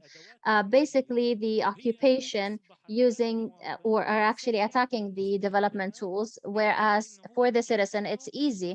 The citizen sees, yes, it's easier for me to go to work at the occupation, for whether it's farmers, whether using different tools, the different facilitations that they give them. And now you don't need a permit that has to be printed. Now you use your biometric card, you use it, you can have an application on your phone and pass through the checkpoints. To them, these are facilitations or ways that facilitate the situation for the citizens, and that creates a different developmental situation. So now you're not saying that you want to be part of the occupation, but you're actually coerced because you have 200,000 laborers. There's lots of things that have made it the status quo. The other thing that I didn't see or was missing from the report is actually the donors. Are they part of it? Are they actually supporting the occupation? I'm sorry to say this, but we need to cross the T's and dot the I's. Regardless of what they're doing, are they actually, they go to support area C? No, you're not allowed to do this. You need to support vulnerable people. And all this with the report, I feel that the report did not discuss this 2021 with the donors approach toward this. How are they approaching it? Are they helping the Palestinians or are they working to aid the occupation? And also to annul at least let's annul the Paris Protocol, and then we'd be it would be a bliss for us. If we actually annul it, do you think that we would be in a better situation? I think we would have a better situation. We'll hear our last question from Sana, and then we'll hear from Tarek. It's a whole nadwe of its own. يلا, let's do one. أمام مشهد الحرمان والمساواة with the deprivation and inequality and justice and the priorities of the Palestinian capital, until when is this internal conflict going to be a secondary conflict? Thank you.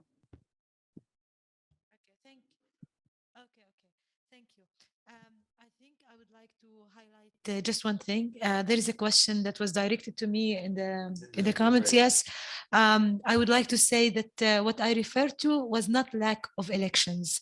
I referred to the state building process, creating ethos before, constitutional ethos before we go for elections. Because if we go for elections within the current atmosphere and environment, we're not changing anything.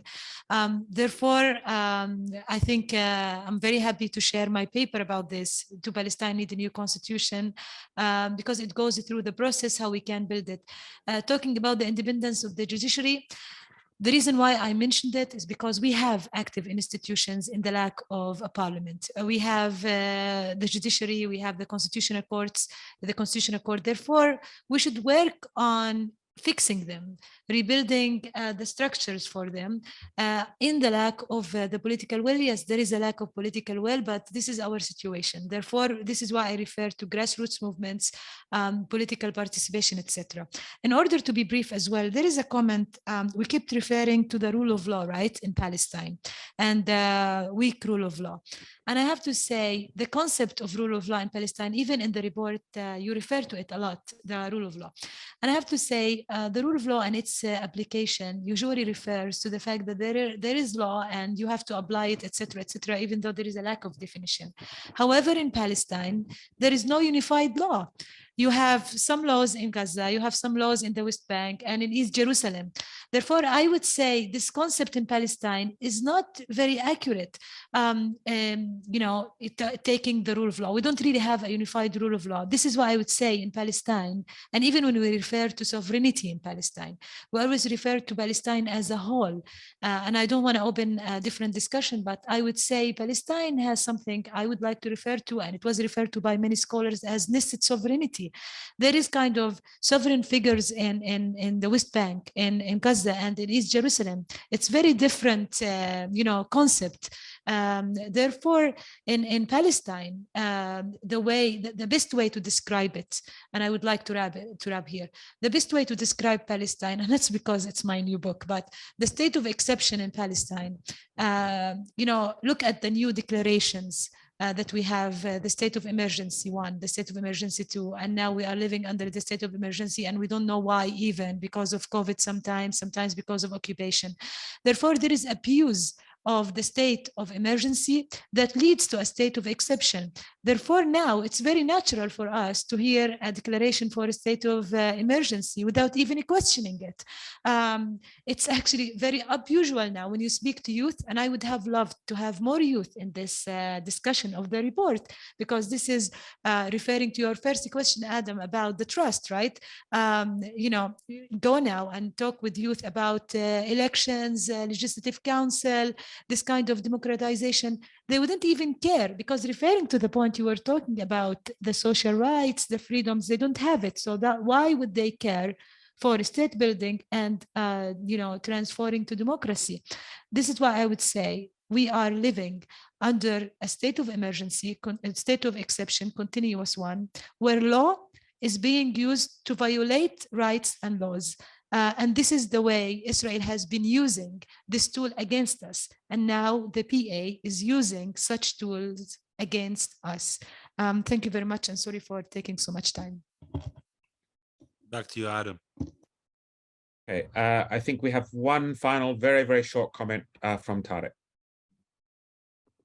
Yeah, just a little clarification to Luis. I mean, what we mean Palestinian capital in this context. I mean, Palestinian capitalists that interacted with the PLO previously and was politically represented, and the Palestinian capital that operates currently in the occupied Palestinian territories. You are right that Palestinian economy is dominated by small businesses, but still we have large monopolies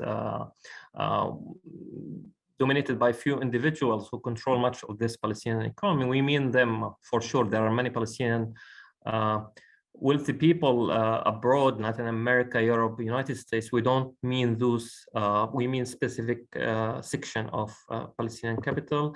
And I have another comment about inequality, which is a pandemic that contributed to the fragmentation of Palestinian society since Oslo.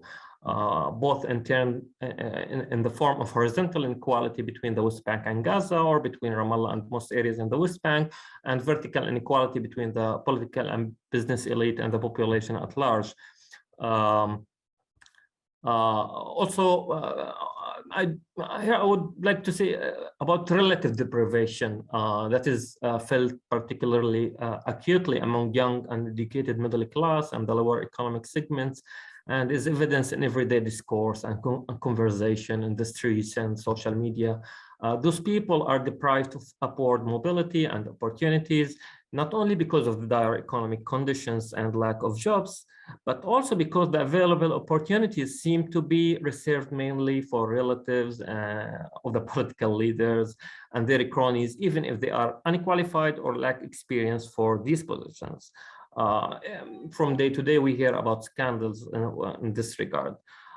In fact, the reality is that the Palestinians in the West Bank and Gaza and beyond are faced by complete absence of democratic and participatory mechanism due to the increasing concentration of power in hands of few individuals who systemically deploy coercion to exclude them from decision-making when it comes to issues of paramount importance to them, issues concerning their political and economic future.